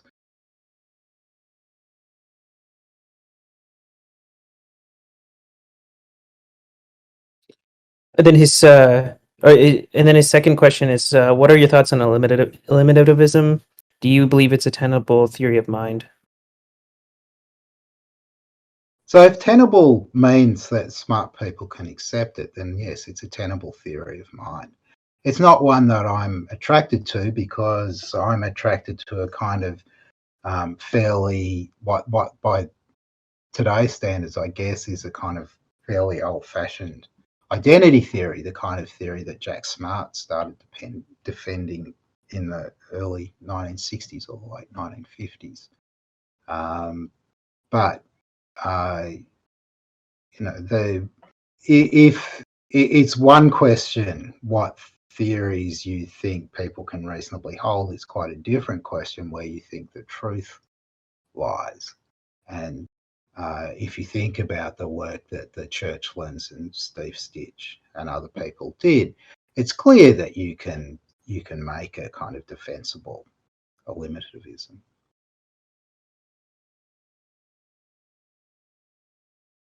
And then lastly, he says, key to your critiques of certain Thomistic arguments for the existence of God, you mentioned the notion of what you call the potential to remain unchanged. This is a bit odd way of tackling arguments, as it seems to implement a hidden premise into the underlying metaphysics that Thomistic and Aristotelian philosophers themselves don't assume or argue for? Do you believe this is a problem for your critiques of the arguments? So I think the answer to that is no. If someone gives you an argument and you have beliefs that conflict with theirs, and in particular you think that some of their premises are false, and you just say, look, I think that premise is false, that's fine. You don't have to persuade them to agree with you, right? They presented you with an argument, and if you don't accept one of your premises, we're back where we were before, where the fact of our disagreement remains in place, but you need a different argument. If you really want to make me shift my position and you want to do it by argument, what you should do is start with my premises and derive some conclusion from my premises that I'm not likely to accept something absurd or a contradiction or something like that. If you don't do that, I can certainly mix together, just as you can, mix together claims that you believe and claims that I believe and derive a contradiction, but that doesn't redound to the discredit of one of us more than it does, or less than it does, to the other. So it's no problem if I say that in some intuitive sense, I think that there are potentials to remain unchanged, right? If I were to take on some of the trappings of Thomism, and Aristotelianism, but not to buy into all of it, that might be something that I'd want to say. And if I wanted to say that, that's fine. I'm not going to buy into the entire Thomistic Aristotelian metaphysics. So the fact that by their lights you shouldn't say something like that is going to be a matter of indifference to me, I think. I see. I guess I would like to just quickly follow up, because I guess with the following up on the this and the question that Tofi's most loyal worshiper asked earlier. Let's say you have somebody gives you an argument like one of Proust's ontological arguments, and they start with some definition of, let's say, a positive property, right? It seems like, how do you know whether that's like a premise on its own that an atheist could accept, right? Because it's only a consequence of that premise that, for example, God would be possible. And it seems like maybe that's not really transparent to an atheist when they look at the argument that, okay, like, yeah, I guess I could accept this definition of positive property. So it seems like there's like a lot of kind of arguments where it seems like what you sort of started at the end and worked back to, like, okay, these are the kind of premises that I accept. But it seems like up front you're not really sure what premises you accept. So I was just curious, like, what if you have any thought? It seems like, is it really a fair way to go about arguing? So maybe it depends what you think the goal of arguing is. But if you imagine that you've got two people and they want to improve their positions and they're having a conversation with each other, and one of them's a theist and the other one's a naturalist, it may well be that they're both uncertain of various kinds of things, but they're reasonably committed to, on the one hand, theism and on the other hand, naturalism. Then it may be, for example, that it could be that there's an inconsistency in a view on, maybe they've both got inconsistent positions. And maybe there are arguments that they can each give to the other that will point out the inconsistency. That's useful information for them both to get, right? If my view is inconsistent, then I would like to eliminate the inconsistency. Maybe it's not the most important thing, depends how, what the effects of the wider effects of the inconsistency are, sort of how central it is or something like that. But it's useful to find that out, because then I go away and I think about it. Almost certainly, I mean, if I kind of look around and look at what the worldviews that are presented by well-known philosophers on both sides, I'll be able to find a neighbouring position to mine that maintains my theism, say, rather than okay, there was an inconsistency in my view, so whoops, I better become a naturalist, right? That's just not a good way of thinking about what arguments have the potential to do in any case. And that's kind of related to your point about you sit down, you look at the argument, you think about the premises, and then maybe retrospectively you decide that one of the premises is false. That's perfectly fine, right? Because that might be the kind of nearest position to where you are now that restores consistency. When you're given an argument, even if to start with you're committed to the premises, and then you think, oh, but hell, they entail a contradiction, right? What I need to do is go back and have a think about which of the premises I want to reject. Now, it doesn't have to be if it entails a contradiction. If it just entails something else that I'm really not inclined to accept, even if I don't yet deny it, I still might think, okay, the right thing to do is to go back and reject one of the premises. This is related, I guess, in some ways to a question that came up earlier about the Moore shift, because the Moore shift thing is just a special case of a more general point, that if your position is inconsistent and somebody presents the inconsistency to you in a certain way, they identify some things as premises and another thing as a conclusion, you don't have to take it that way. The way that you should take it is, this whole package of things entails an inconsistency. Which one of them am I going to give up? And that's always going to be an open question. Oh, that's great. So Youth Resist also added an invite link for people to join their philosophy Discord server, and he's also inviting you, Graham. So if you click on the link, you can join, but it's up to you. So yeah, sure. So Cyrus we got a message that he wants to actually ask you in VC, so I'll give him I'll unmute him.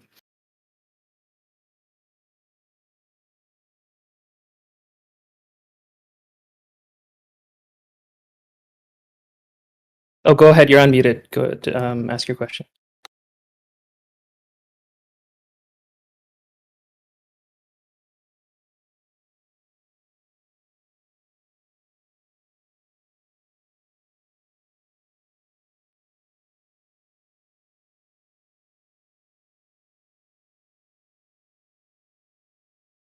You there?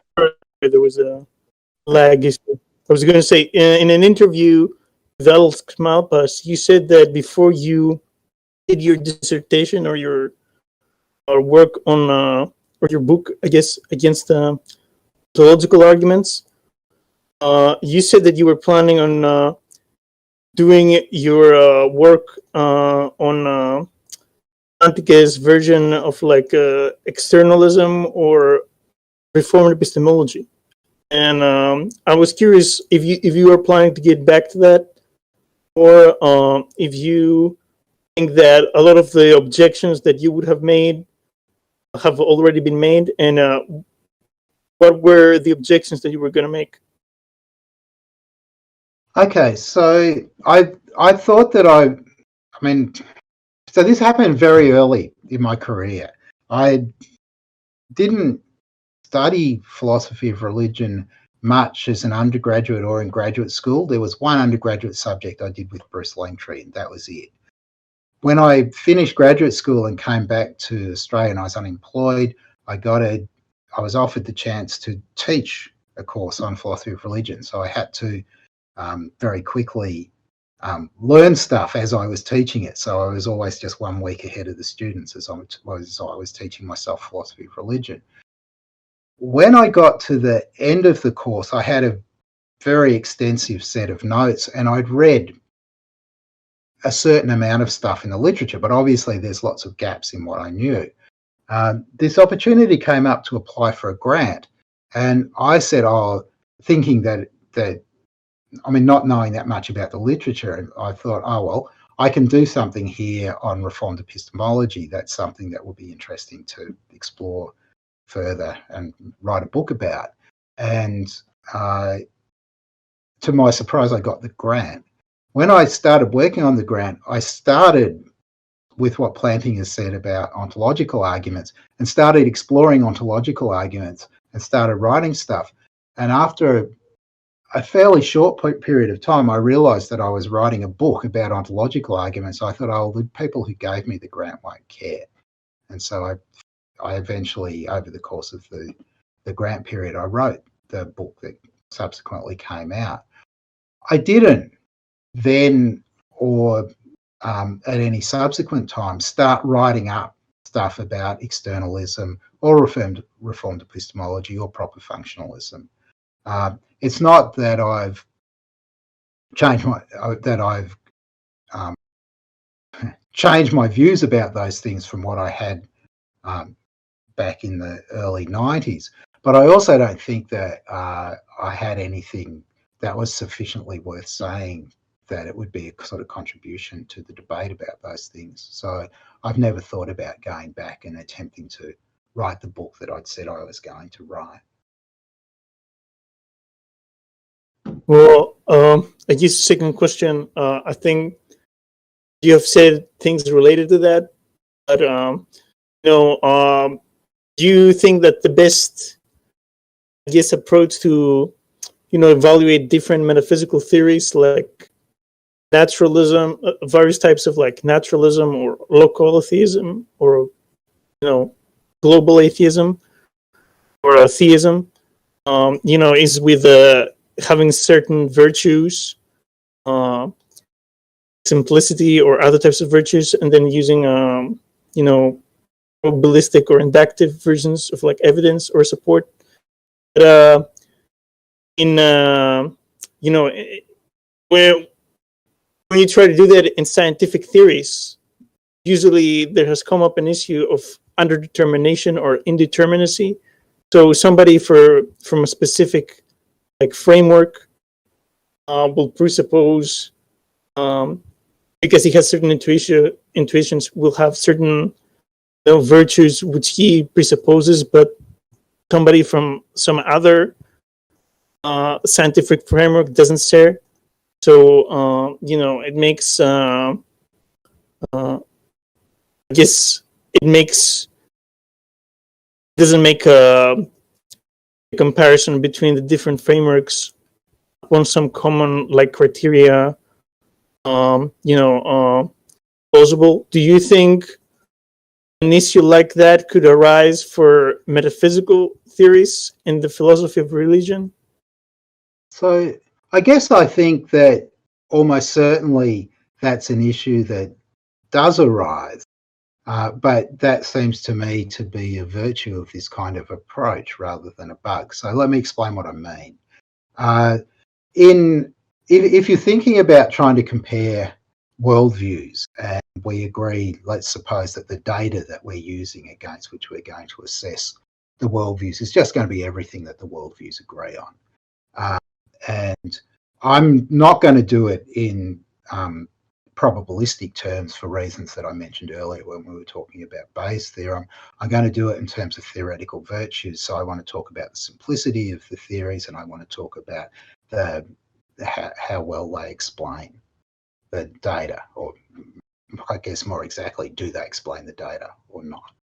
Now, I think that in a case like this, the comparison of a theistic and a naturalistic framework, there's so many competing considerations and there are so many kind of delicate judgments to make that it's very likely that people will just come to different views about which one is more virtuous. And that seems fine to me, that we can just reasonably disagree about it. So that's why I said I think that it's a feature rather than the bug of the view. I do think that you shouldn't overestimate the extent to which there are these problems in science, though. So think about the comparison between, say, Newtonian and Einsteinian theories of gravitation. What happens there is that the Newtonian theory makes inaccurate predictions in cases where the Einsteinian theory gets it right. So think about the predictions about the precession of the perihelion of Mercury. The Newton's theory just gives you the wrong answer empirically, whereas Einstein's theory doesn't. It may be true in some cases that you get these kind of indeterminacy or underdetermination problems with respect to scientific theories, but very often we don't, because we get a clear line on empirical grounds, in particular on the grounds of predictions of future data that do, I think, make it pretty clear which theory we should opt for. In the case that I'm talking about, although this is not entirely uncontroversial, I think that Einstein's theory is simpler than Newton's theory as well. And I'm following the kind of line that Friedman took in his book on theories of space-time. It's simpler because it's got fewer sort of arbitrary objects in it. Before go to the other question, I guess I didn't have in mind like physical theory, physics theories, but more like social science theories. And I think it's, I don't know, especially like in economics, there are times where, there's an issue that multiple theories are like empirical equivalent. So I just, my perspective wasn't from like a physical sciences perspective, which maybe, the issue there maybe, you have better data or better methods and you face this issue less. And the third question is, do you, there was a book by James Thurber, Is a Good God Logically Possible? And I think it said in the Palgrave that you reviewed it. So I was wondering, what are your thoughts on that book? That's it. It's quite a good book in the literature. I don't agree with the conclusion that he reaches, but I think where you say I reviewed it, you mean that I was a referee for the press, because that's true. I was one of the people who refereed it for Palgrave before they published it. And so, yes, I think it's a kind of worthy contribution to the literature. As is often the case with these things, I'm not persuaded that he's shown that it's logically impossible, that, for example, it would be irrational to suppose that there's a good God given the issues that he draws attention to. But I do think that theists should discuss what he has to say. Well, I guess I don't know if you maybe I'm overstating, but could you like go more in detail about that? Because like I don't know if what your concerns would be. Do you have like some issues with his modified version of the Pauline principle or something like that? Do you think that there could be a risk? So I think that that theists could reasonably disagree with him about the premises in his argument. I mean, that's not going into it any more deeply. I want to sit down and reread the book before because it's years ago, it's quite a long time since I read it now, in order to identify the premises that I think that theists can disagree with. But I expect that there will be theists, if there haven't been already, I haven't checked, who will say which are the premises that they reject. Yeah, thank you. All right. Thanks for those questions, Cyrus. So we're at around the 2-hour mark here. So I know that you said you had 2 hours, Dr. Oppy. Would you like to do like a few more questions? We can keep going a bit longer. In a minute, my water bottle's run out, so I might go and get some water. But All right, that's fine. If you want to go, grab So some I'll do water that real quick. now. I'll be back in a minute. All right, no problem.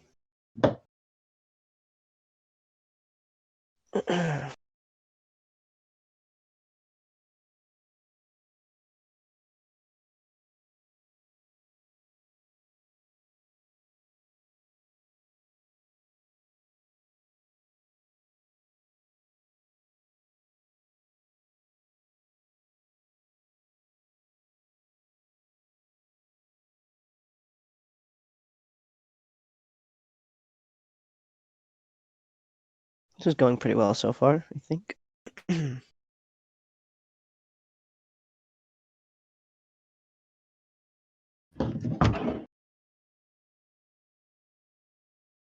Okay, I'm back. Okay, perfect. Welcome back. So, next question we have here is from Detroyer.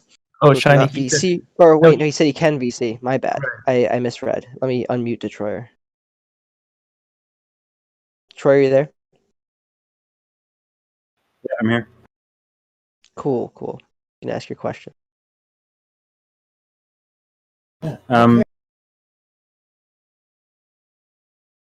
Right. So, yeah, I just had a quick question. As you mentioned earlier, you have, or at least have presented, a view of the world according to which there's a certain necessary origin and a subsequent chancy evolution. I'm just wondering, is there a substantive difference between this sort of view and another on which, I don't know, someone accepts a different sort of modality or has different views of modality on which the origin is brutally contingent? So I think that's a really good question.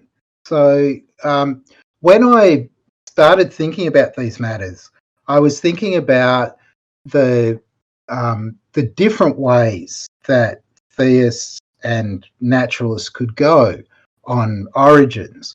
And so I have a paper in a volume edited by Neil Manson, I think it's just called God, in which I consider what theism and naturalism look like if you go for infinite regress or you go for brute origin or you go for necessary origin. And what I wanted to argue was that in every case, naturalism was simpler and hence preferable because, after all, the explanations were now exactly the same in each case. I'm still not very confident that there's anything much that should make you prefer one of these options to the others. But I've sort of come around to the view that if you make me choose, if you insist that I pick one of them, the one I like most is necessary origin. Now, your question is whether there's a substantive difference between necessary origin and brute origin, so with brutally contingent origin. I think there is a difference, but it maybe partly comes down to your view about what sort of theory of possibility you should prefer. So I'm kind of have a preference for what's clearly a minority preference for thinking that you should suppose that there are as few possibilities as you can, consistently with having a satisfactorily explanatory theory. So the only person I'm pretty confident shares this view is John Hyle, but no doubt there are others. So the idea is that possibilities have to pay their way. That's why, on my view, you get possibilities where there's indeterminism in the actual world, or if a world's branched off, there can be subsequent possibilities because you go on having more choice points. On that way of thinking about things, I think that you may have some impulse to prefer brute necessities to brute contingencies. If, on the other hand, you're kind of maximalize it, you think that there should be as many possibilities as possible, that kind of anything that you can imagine or conceive of that's logically consistent is a real possibility. I mean, if you have inclinations towards that approach, then maybe you're not going to like brute necessities, and you might prefer brute contingencies. It's unclear in any case, and this is something that I've mentioned in various of my writings, which you should prefer out of these two, brute contingencies or brute necessities. So, as I said at the beginning, it's a good question. I don't really have anything more satisfactory to add. All right. It kind of sounds like the modal conclusions we're drawing, and I guess which modality we would accept more generally, is kind of a largely pragmatic concern. Maybe something more than that. It's not quite clear. So I don't think it's exactly pragmatic. It's just that it's part of philosophical theorizing. One of the things that we're going to theorize about, that philosophers want to theorize about, is the metaphysics of modality. And one kind of approach you can take is the kind of one that I like, where you suppose that that where you start is with the actual world and the possibility, and every possible world shares some history with the actual world, and you get branching because of indeterminism, chance, and that's where you get the many worlds. There's a different view which thinks that somehow or other our imaginative capacities, our abilities to conceive of things, informs us about what the possibilities are. And so anything, I mean, it's not entirely reliable, but anything that you can coherently or consistently conceive of, you're actually latching on to some part of metaphysical reality, right? And I actually don't see any reason to favour that view over the much more restrictive view that I've gone for. But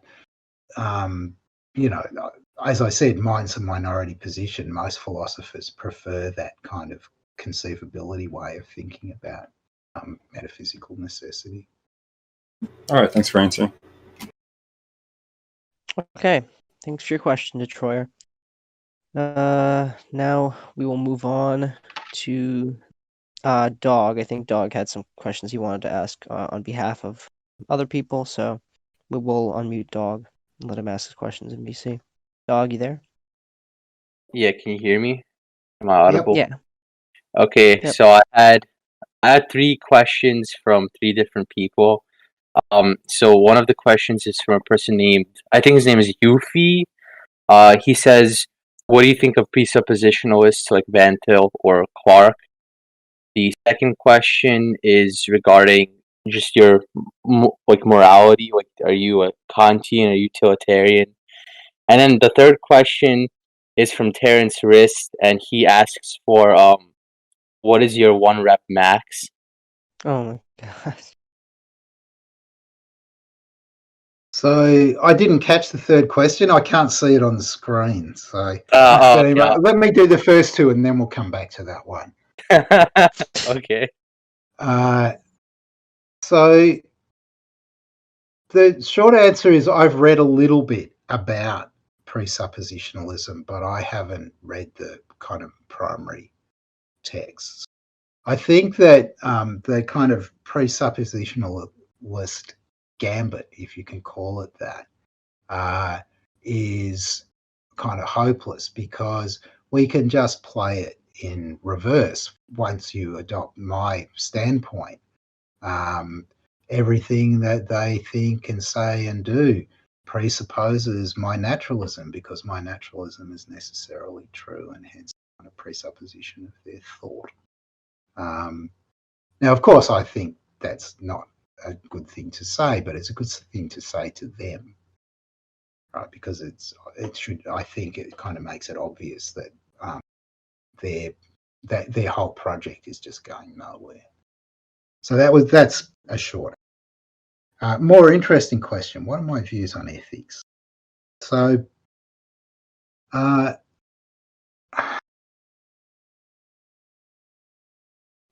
like virtue ethics, and I like starting with the kind of question, about sort of what's a good life for human beings, and thinking that your kind of ethical views should unfold from that.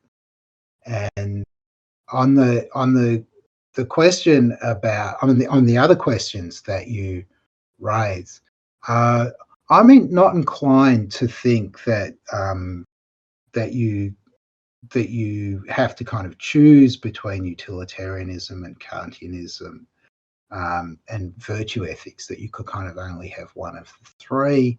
I'm inclined to think that our ordinary ethical reasoning is a kind of mix, according to context.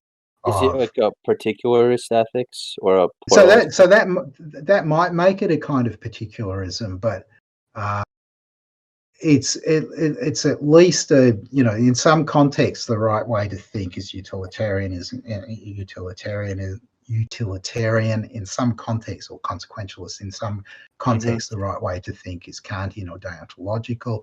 In some contexts, the right way to think is according to just thinking about it, what would a virtuous person do? I see. So it's not quite particularism, but I don't think that it's more. Yeah, that's right. It's more a kind of a pluralism. That's what I'm inclined to think. My last question was just simply, what is your one rep max? All right, let's not do the last question. That one is that one's a little bit silly.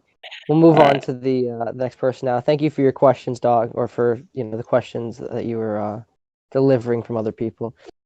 All right, so the next person we have here is Dissy. So is this a VC? I think Jonathan had a question, right? Yeah, no, this isn't a VC question. Yeah, we can. This is not even a VC question either. So I'll just read Jonathan's question. Do you think the grounding objection to Molinism is fatal, or do you think that one can rationally avoid the objection?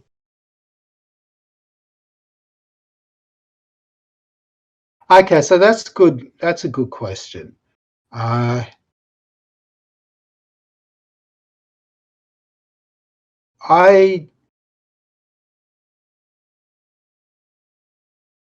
guess it depends a bit what you mean by fatal.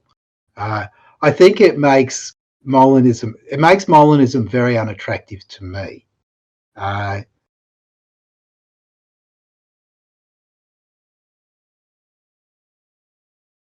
But does it show that you couldn't rationally be a Molinist? I'm not sure about that. I doubt that it does. I don't think that Molinism is just kind of excluded from the seat at the table because it looks as though there's no way of grounding the counterfactuals of creaturely freedom.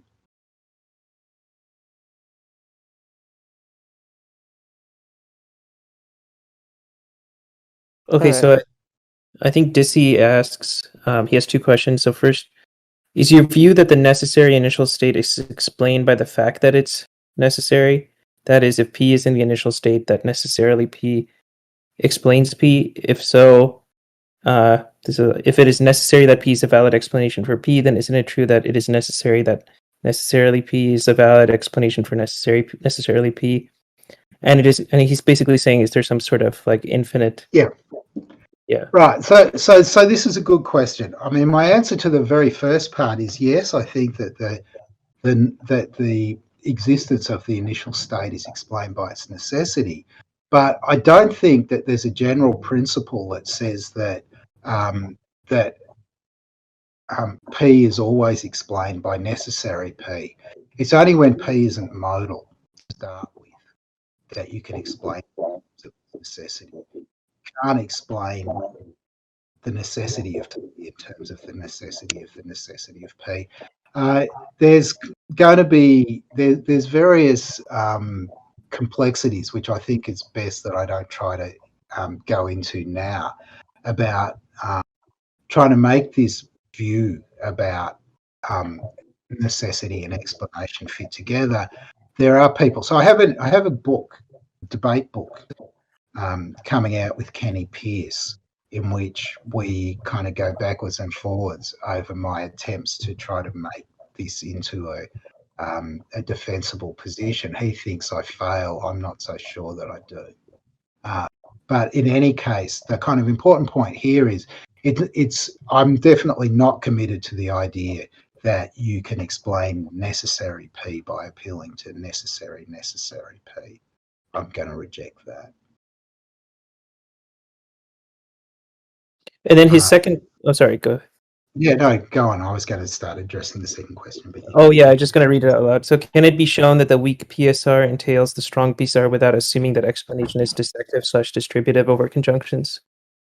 I think I'm not enough of a logician to know the answer to that question, but I think that the answer is no, that you need the assumption that the explanation distributes over conjunctions, if we say it that way, in order to get the entailment going back the other way.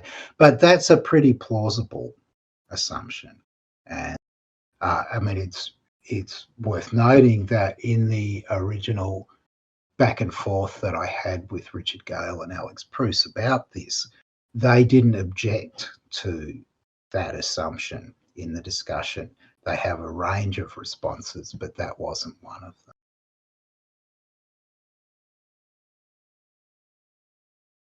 Okay, cool. So PSI asks, so are we ready? Do you want to, can you move on? So I think PSI asks, what does Dr. Oppy think of metaphysical idealism? From his article critiquing it, his problems seem to amount to saying it is more complex because it posits a mind. Firstly, though, not all idealists hold this. Donald Hoffman, for instance, is a pluralist who rejects this. Furthermore, the idealist will argue that material as a concept is incoherent, and that therefore materialistic naturalism posits a completely incoherent entity. So even positing another mind is less extravagant than a view containing matter. So what do you think about this?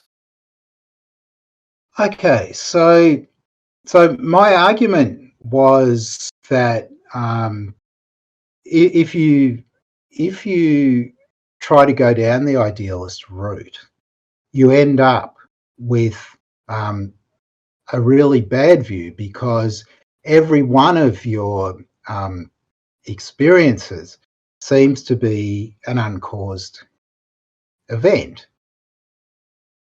The advantage that the materialist has is that there's a causal explanation for all of your experience. So you don't have all of these metaphysically brute things, which the idealist seems to have. Now, there's ways of getting around that. So you could be a theistic idealist, and you could say that for each of these experiences, you're getting it because God's causing you to have it.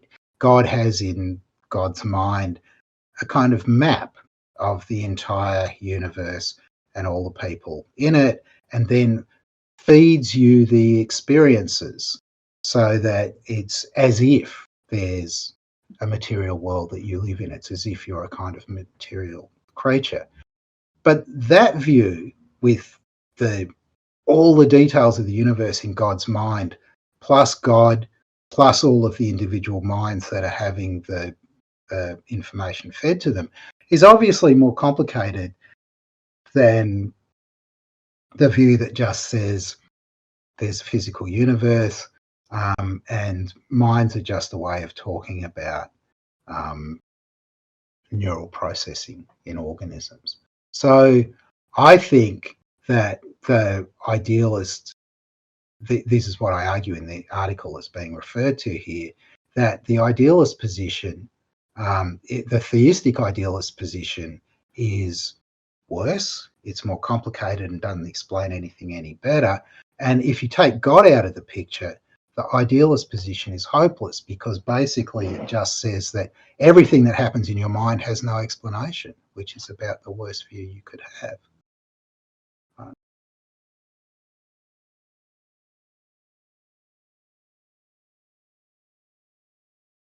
Okay, so Jacob Crayola says, a question for Dr. Oppy. Do you think we should be skeptical of relying too heavily on Bayes' theorem for arguments for God because of the coming up with a prior probability for God is difficult?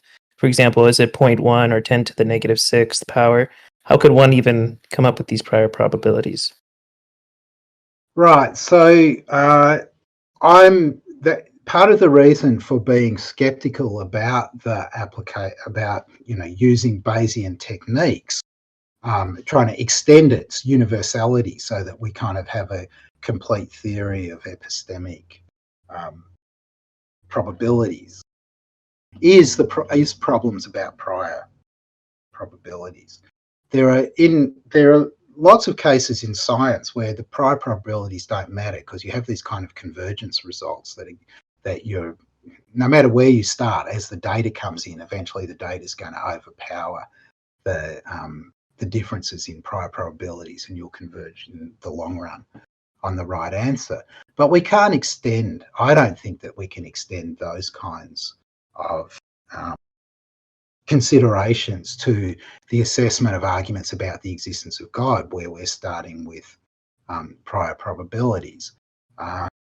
It seems to me that if you think that the prior probability is very close to zero, you should think that's enough. You shouldn't think that you're going to specify it as 0.1, which is very large, or 10 to the minus 6, which is also very large, but kind of 10 to the googolplex to the googolplex to the googolplex. Well, that's still too big, probably, right? But if you go with the last of the suggestions, it completely overwhelms even the kind of fine-tuning data as a way of kind of raising the probability that God exists up to 5. So I do think that you should be skeptical about relying on Bayes' theorem for arguments for or against the existence of God, in part because of the problem about prior probabilities, but that's just a kind of more general issue about the kind of suitability of the Bayesian framework for discussing things like conflicts between worldviews.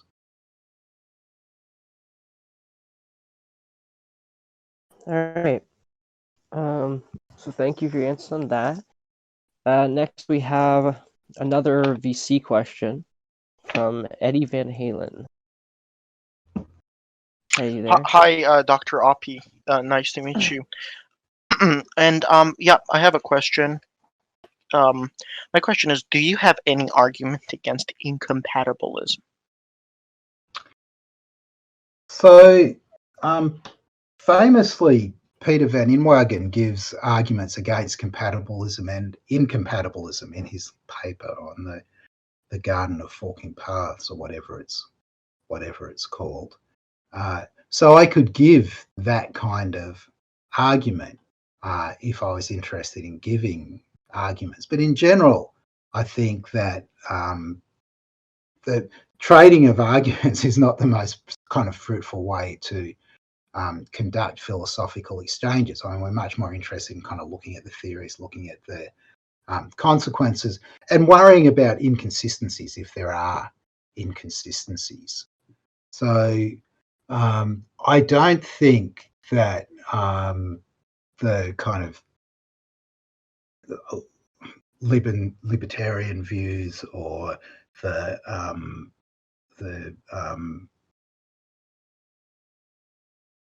I'm temporarily forgetting the term I want, that those views are logically inconsistent. So I don't think that I can give a demonstration of the truth of compatibilism, for example.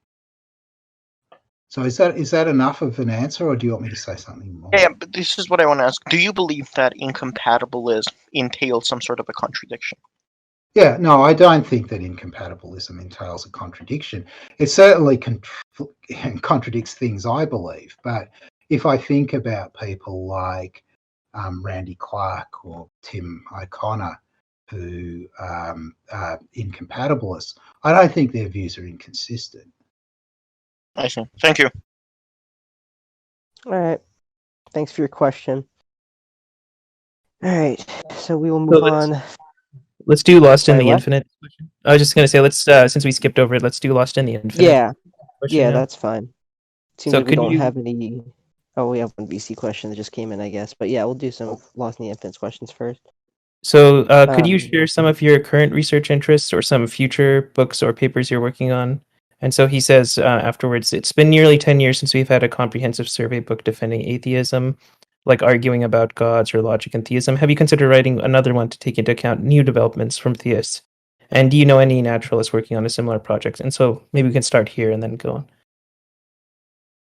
Okay, so as I just mentioned, I have this new book coming out, this book that I've co-written, a debate book about the existence of God. I have a kind of big new research project that I'm just starting out on, which will largely not be in philosophy of religion. It's on the theory of argument. It's on what makes for a good argument. And I want to argue for kind of reforming philosophical practice and kind of wider practice more generally in the way that we give each other arguments and the way that we think about arguments. So potentially that's kind of for the next 3 years, that's what I'm going to be working on. So I don't anticipate that I'll be publishing so much in philosophy of religion in the next 3 years. So I'll no doubt write some things. In the longer term, I do have plans for other books in philosophy of religion.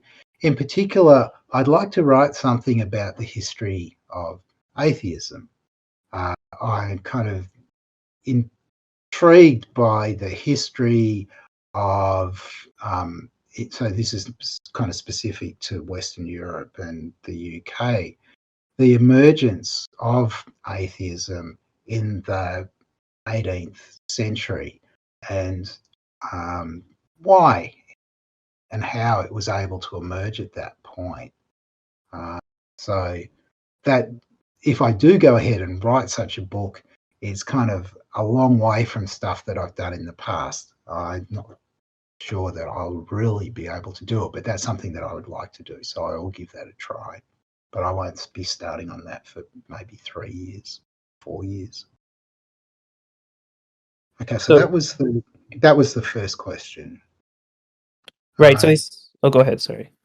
No, it's you go. I was just gonna read it. So he says, like, what denomination of Christianity are you interested or fascinated in the most? Catholicism, Methodism, Protestantism, or Eastern Orthodoxy?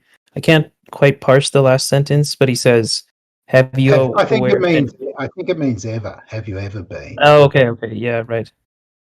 Have you ever been to a religious worship service or liturgy? So I was raised Methodist, so I went to Sunday school and church till I was 12, 13. So the answer to the last question is yes, but not to not in the last nearly 50 years, right? So I may well not have a very good idea about what the kinds of worship services that the person asking this question has in mind. I've never been to anything like Hillsong or churches like that. What interests or fascinates me the most? I mean, the one that I know the most about would be Methodism, just because of my background. But I don't think that I play favourites amongst the religions. And one of the things that I've argued for is that we should give equal attention to all of the various religions of the world. So that's one of the themes in my opinionated introduction to philosophy of religion, and also in my book on naturalism and religion. It is. I mean, you could argue that at least when it comes to Christianity, that and at least in the West, that the work that's done between Augustine and, I don't know, Scotus or somebody like that has a special place because it sort of comes first before you get the Reformation and all the other fracturing of Christianity into lots and lots of different denominations. So in some sense, you might argue that Catholicism has a kind of historical importance, but it's not clear how much historical importance counts when it comes to kind of questions about fascination and what's kind of worthy of interest. So I'm not going to sort of push that as a particular reason for, say, for privileging the kind of medieval tradition over more recent discussions.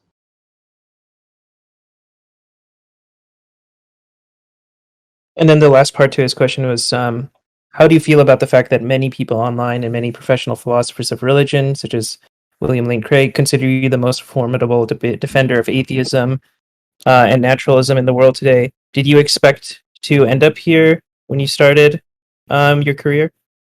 Okay, so this is a ridiculously embarrassing question. I know lots. I'm not particularly great philosopher or even a particularly great philosopher of religion.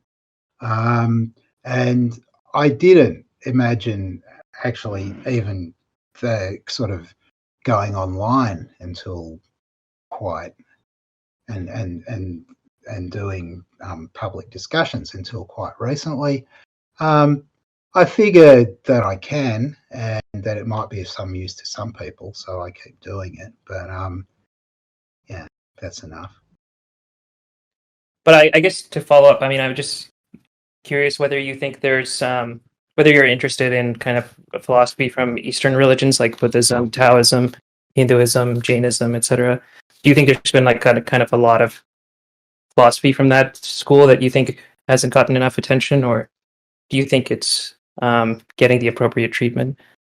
I think that there's that in the West we know a lot about maybe even not all parts of our own tradition, so all parts of Western traditions, but we really don't have a very good grasp about, say, the Indian philosophical traditions, of which there's a bunch of different Indian schools with different approaches, sort of idealist schools, materialist schools. There's even a couple of atheist schools, and so on.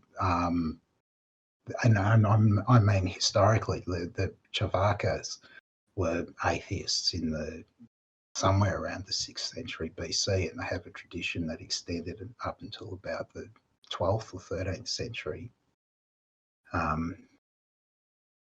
So that's a very long span of time. And we really don't. Most of us know very little about this stuff. So I think that that there's some pressure, but it's complicated, right? So if you're thinking about what you should teach people in philosophy of religion, you want to engage with the people who are in your audience. That's one part of it. And if they happen to live in an area where Christianity is a kind of dominant religion and there are lots of naturalists, it's going to be you're going to feel drawn to include stuff about those kinds of discussions because it's directly relevant to your audience.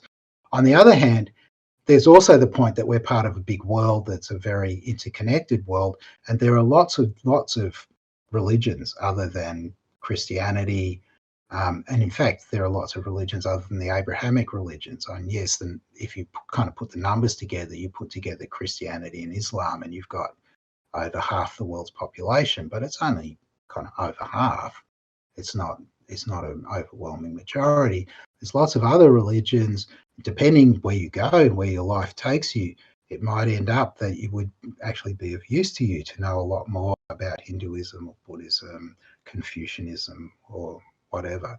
So, but as I said, balancing these two things, what's kind of immediately pressing because of your immediate environment versus what's the wider world like, isn't it's not straightforward to know how to do that balancing in your teaching. So we're at around a 2.5 hour mark. So there's like another VC question that we can get to, or there's okay. 3 more. Yeah, let's keep going. Okay, so I think we'll unmute Dissy. You can ask your question over. Yeah. All right, can you guys hear me? Yep, we can hear you. Yeah. Okay. So, as a follow-up question to the one about explaining necessities, I was wondering why the validity of "it must be the case" as an explanation depends on whether the explanandum is modal or not. Since you said you reject that necessarily P explains P if P is modal. Yeah, so why do I think that? Because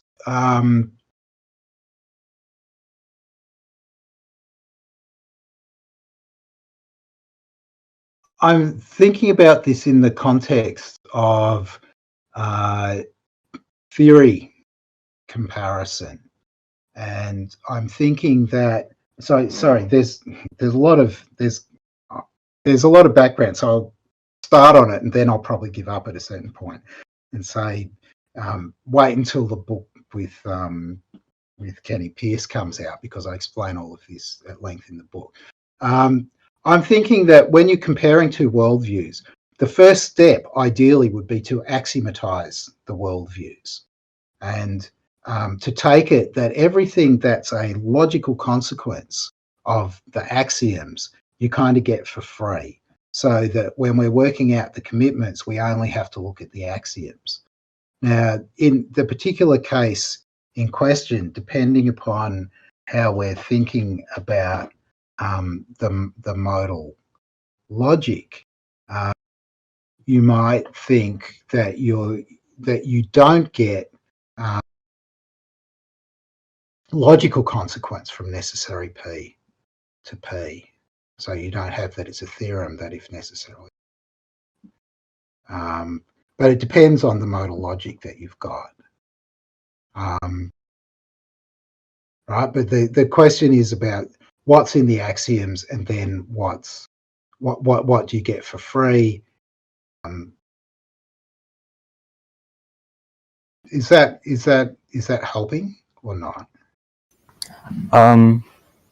If I understand you correctly, so you're saying like if we have axioms and we get things that are logical consequences of those axioms, we don't need explanations for them? They don't count as theoretical costs. You might think that you've got an explanation, right? But the question that I'm really interested in is that, okay, so we're working out what's the simplicity. So that's what I mean by the kind of theoretical costs. Which view is simpler? So we look at the axioms and we think about okay, which is the more compact axiomatization. We think about how many primitive expressions have you got in there? How many undefined terms are you using when you're setting out the axioms? And also, what does there have to be in order for the axioms to be true? Do you have to postulate more stuff or less stuff? And that's where the question about which is more committing, which theory is more committing, that's how it gets resolved. Then on the question about explanation, we ask, okay, we've got all this stuff, what can you explain? Well, anything that's a logical consequence, the axioms, is definitely explained. I'm taking it that whatever you can show as a logical consequence counts as being explained, so that you don't have to offer another explanation for it. But then if you put the sorry, I'm not explaining this very well. I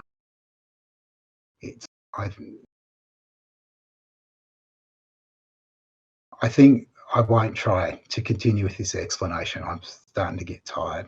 So yes.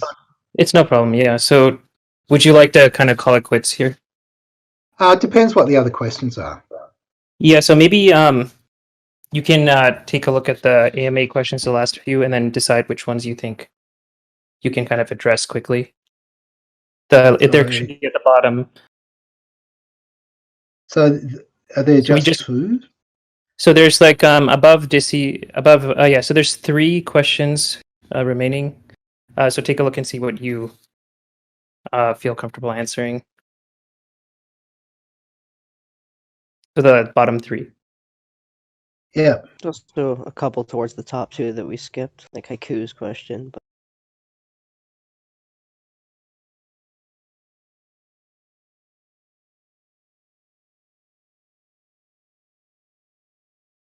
So I think I won't answer the middle one because we talked about those kinds of considerations earlier on, and I did say there's lots of good theist philosophers of religion and non-theist philosophers of religion, and I don't want to play favourites. On the question about whether there's a reason not to kill, I think that that most people accept that it's wrong to kill, and then sort of parentheses, except when you're allowed to.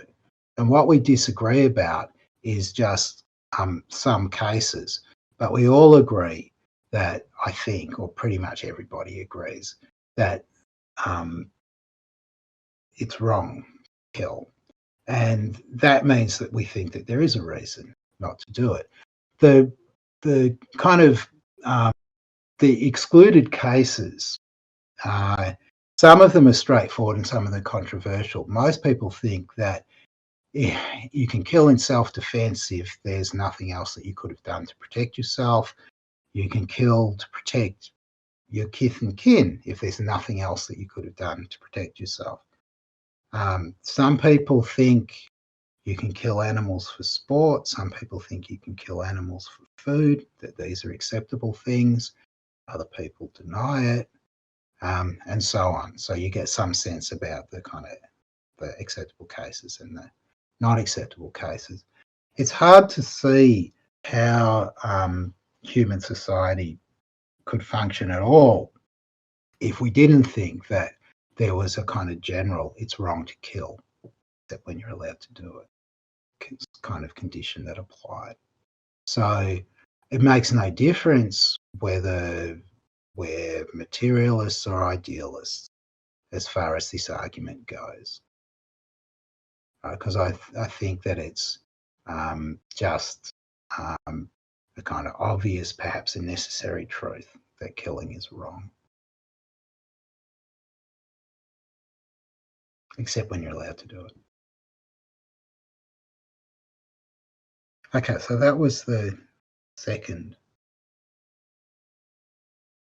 thing. yeah, Has more things popped up here? There's the how do you make sense of moral knowledge on naturalism? I think did you address that a bit earlier? Yeah, possibly. I'm just looking to see which. Okay, so no, I haven't seen the videos from El. Skip that.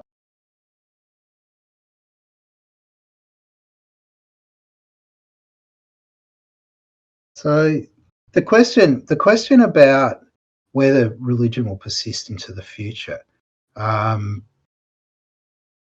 it's interesting. There are people from different parts of the academy, so people doing cognitive science of religion, people from other parts, who think that religion is going to persist, that it's kind of an ineliminable part of human nature. But it's not true in general that atheists turn to religion when their loved ones are dying and the doctors won't give answers. That's not true in the following sense. There are lots of counterexamples to that. And one of the famous early examples was Hume, who greatly disappointed the theists of his time by having a very cheerful death in which he absolutely refused to change his stance about religion. And there are lots and lots of examples like that. It's very hard to know.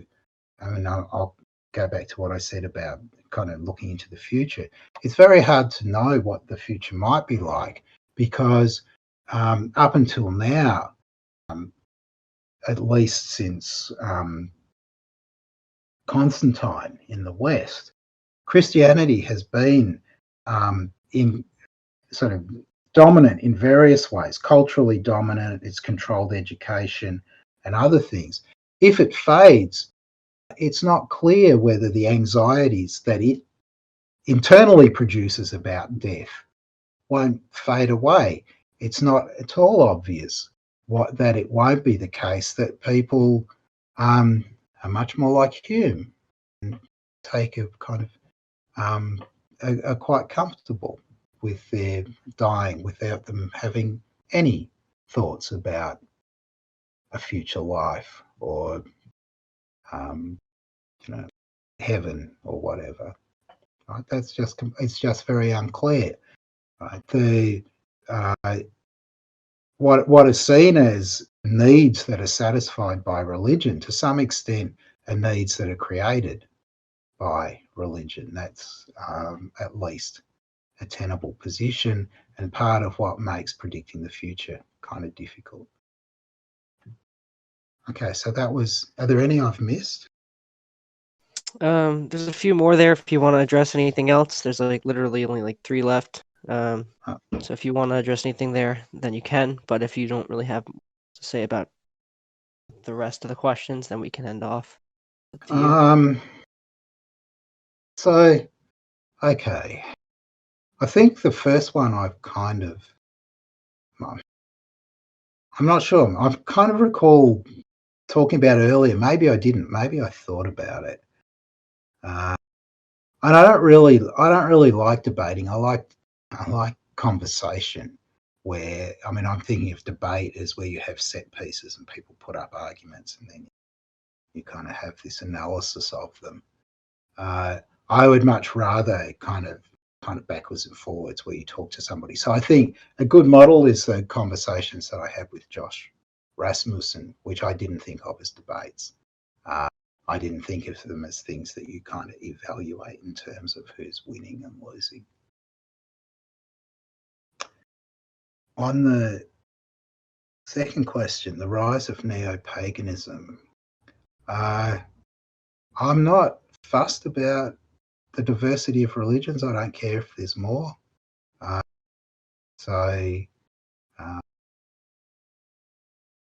don't think that there's any prospects, at least anytime soon, of returning to the kind of the state of the classical world during the Roman Empire, where the kind of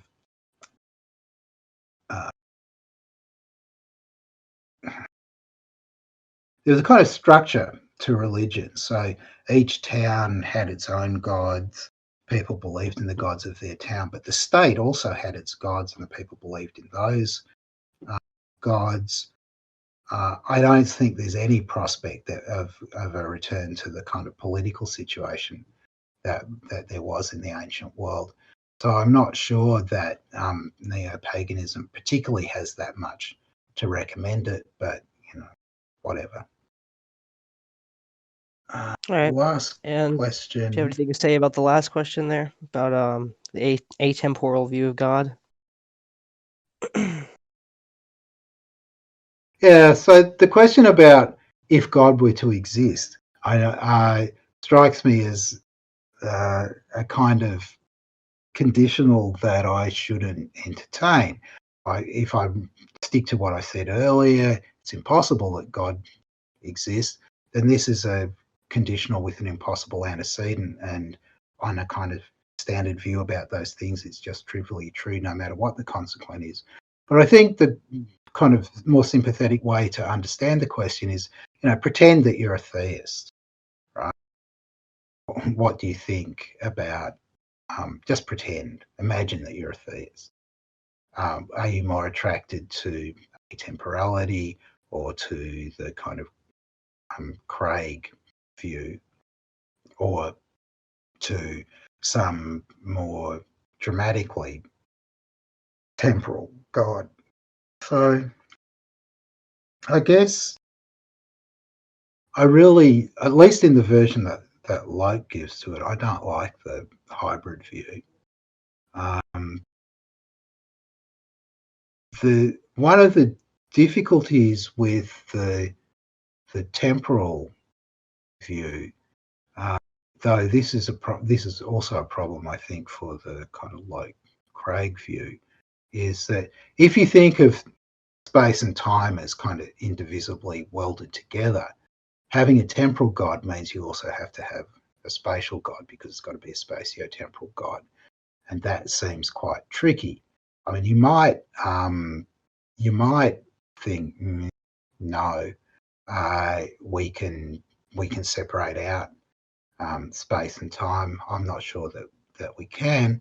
On the so maybe if I'm kind of pretending, I'll favour the kind of atemporal position.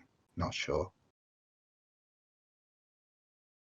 All Well, right. thank you so much for taking almost 3 hours to answer all of our questions. We really appreciate it. And I Luca think wanted to ask something if he wants to do one more question, but it's up to Dr. Oppy. So what's the remaining Yeah, question? I think he said he wanted to ask something about full math, but we'll unmute him real quick and see what he wants to ask. Luca, you there?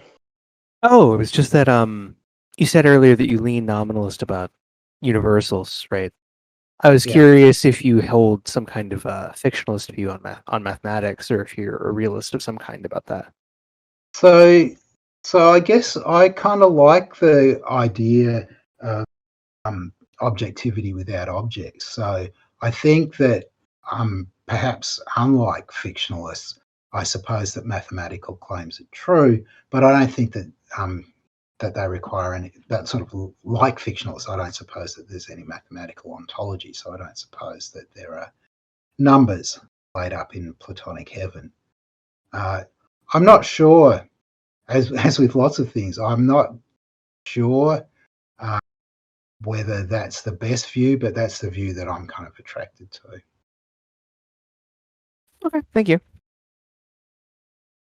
All right, so that's gonna wrap things up, I think. We really appreciate you coming, Dr. Oppy. This has been this has been lovely. We've been here for almost 3 hours, so it's been great of you to stay with us for so long and answer all these questions. So I'm sorry I got a bit tired towards the end, but yeah, it's been a pleasure. Oh no, it's perfectly fine. I will never I go think and have something almost to eat. anyone would probably be tired after going for 3 hours. So you have some endurance, that's for sure. Okay. But yeah, thank you for coming. Bye. Do you wanna like plug anything before you go? Like any? Yeah. Do you have anything you wanna like promote or anything? Nothing. Something like that. All right, Timber, you have anything else to say?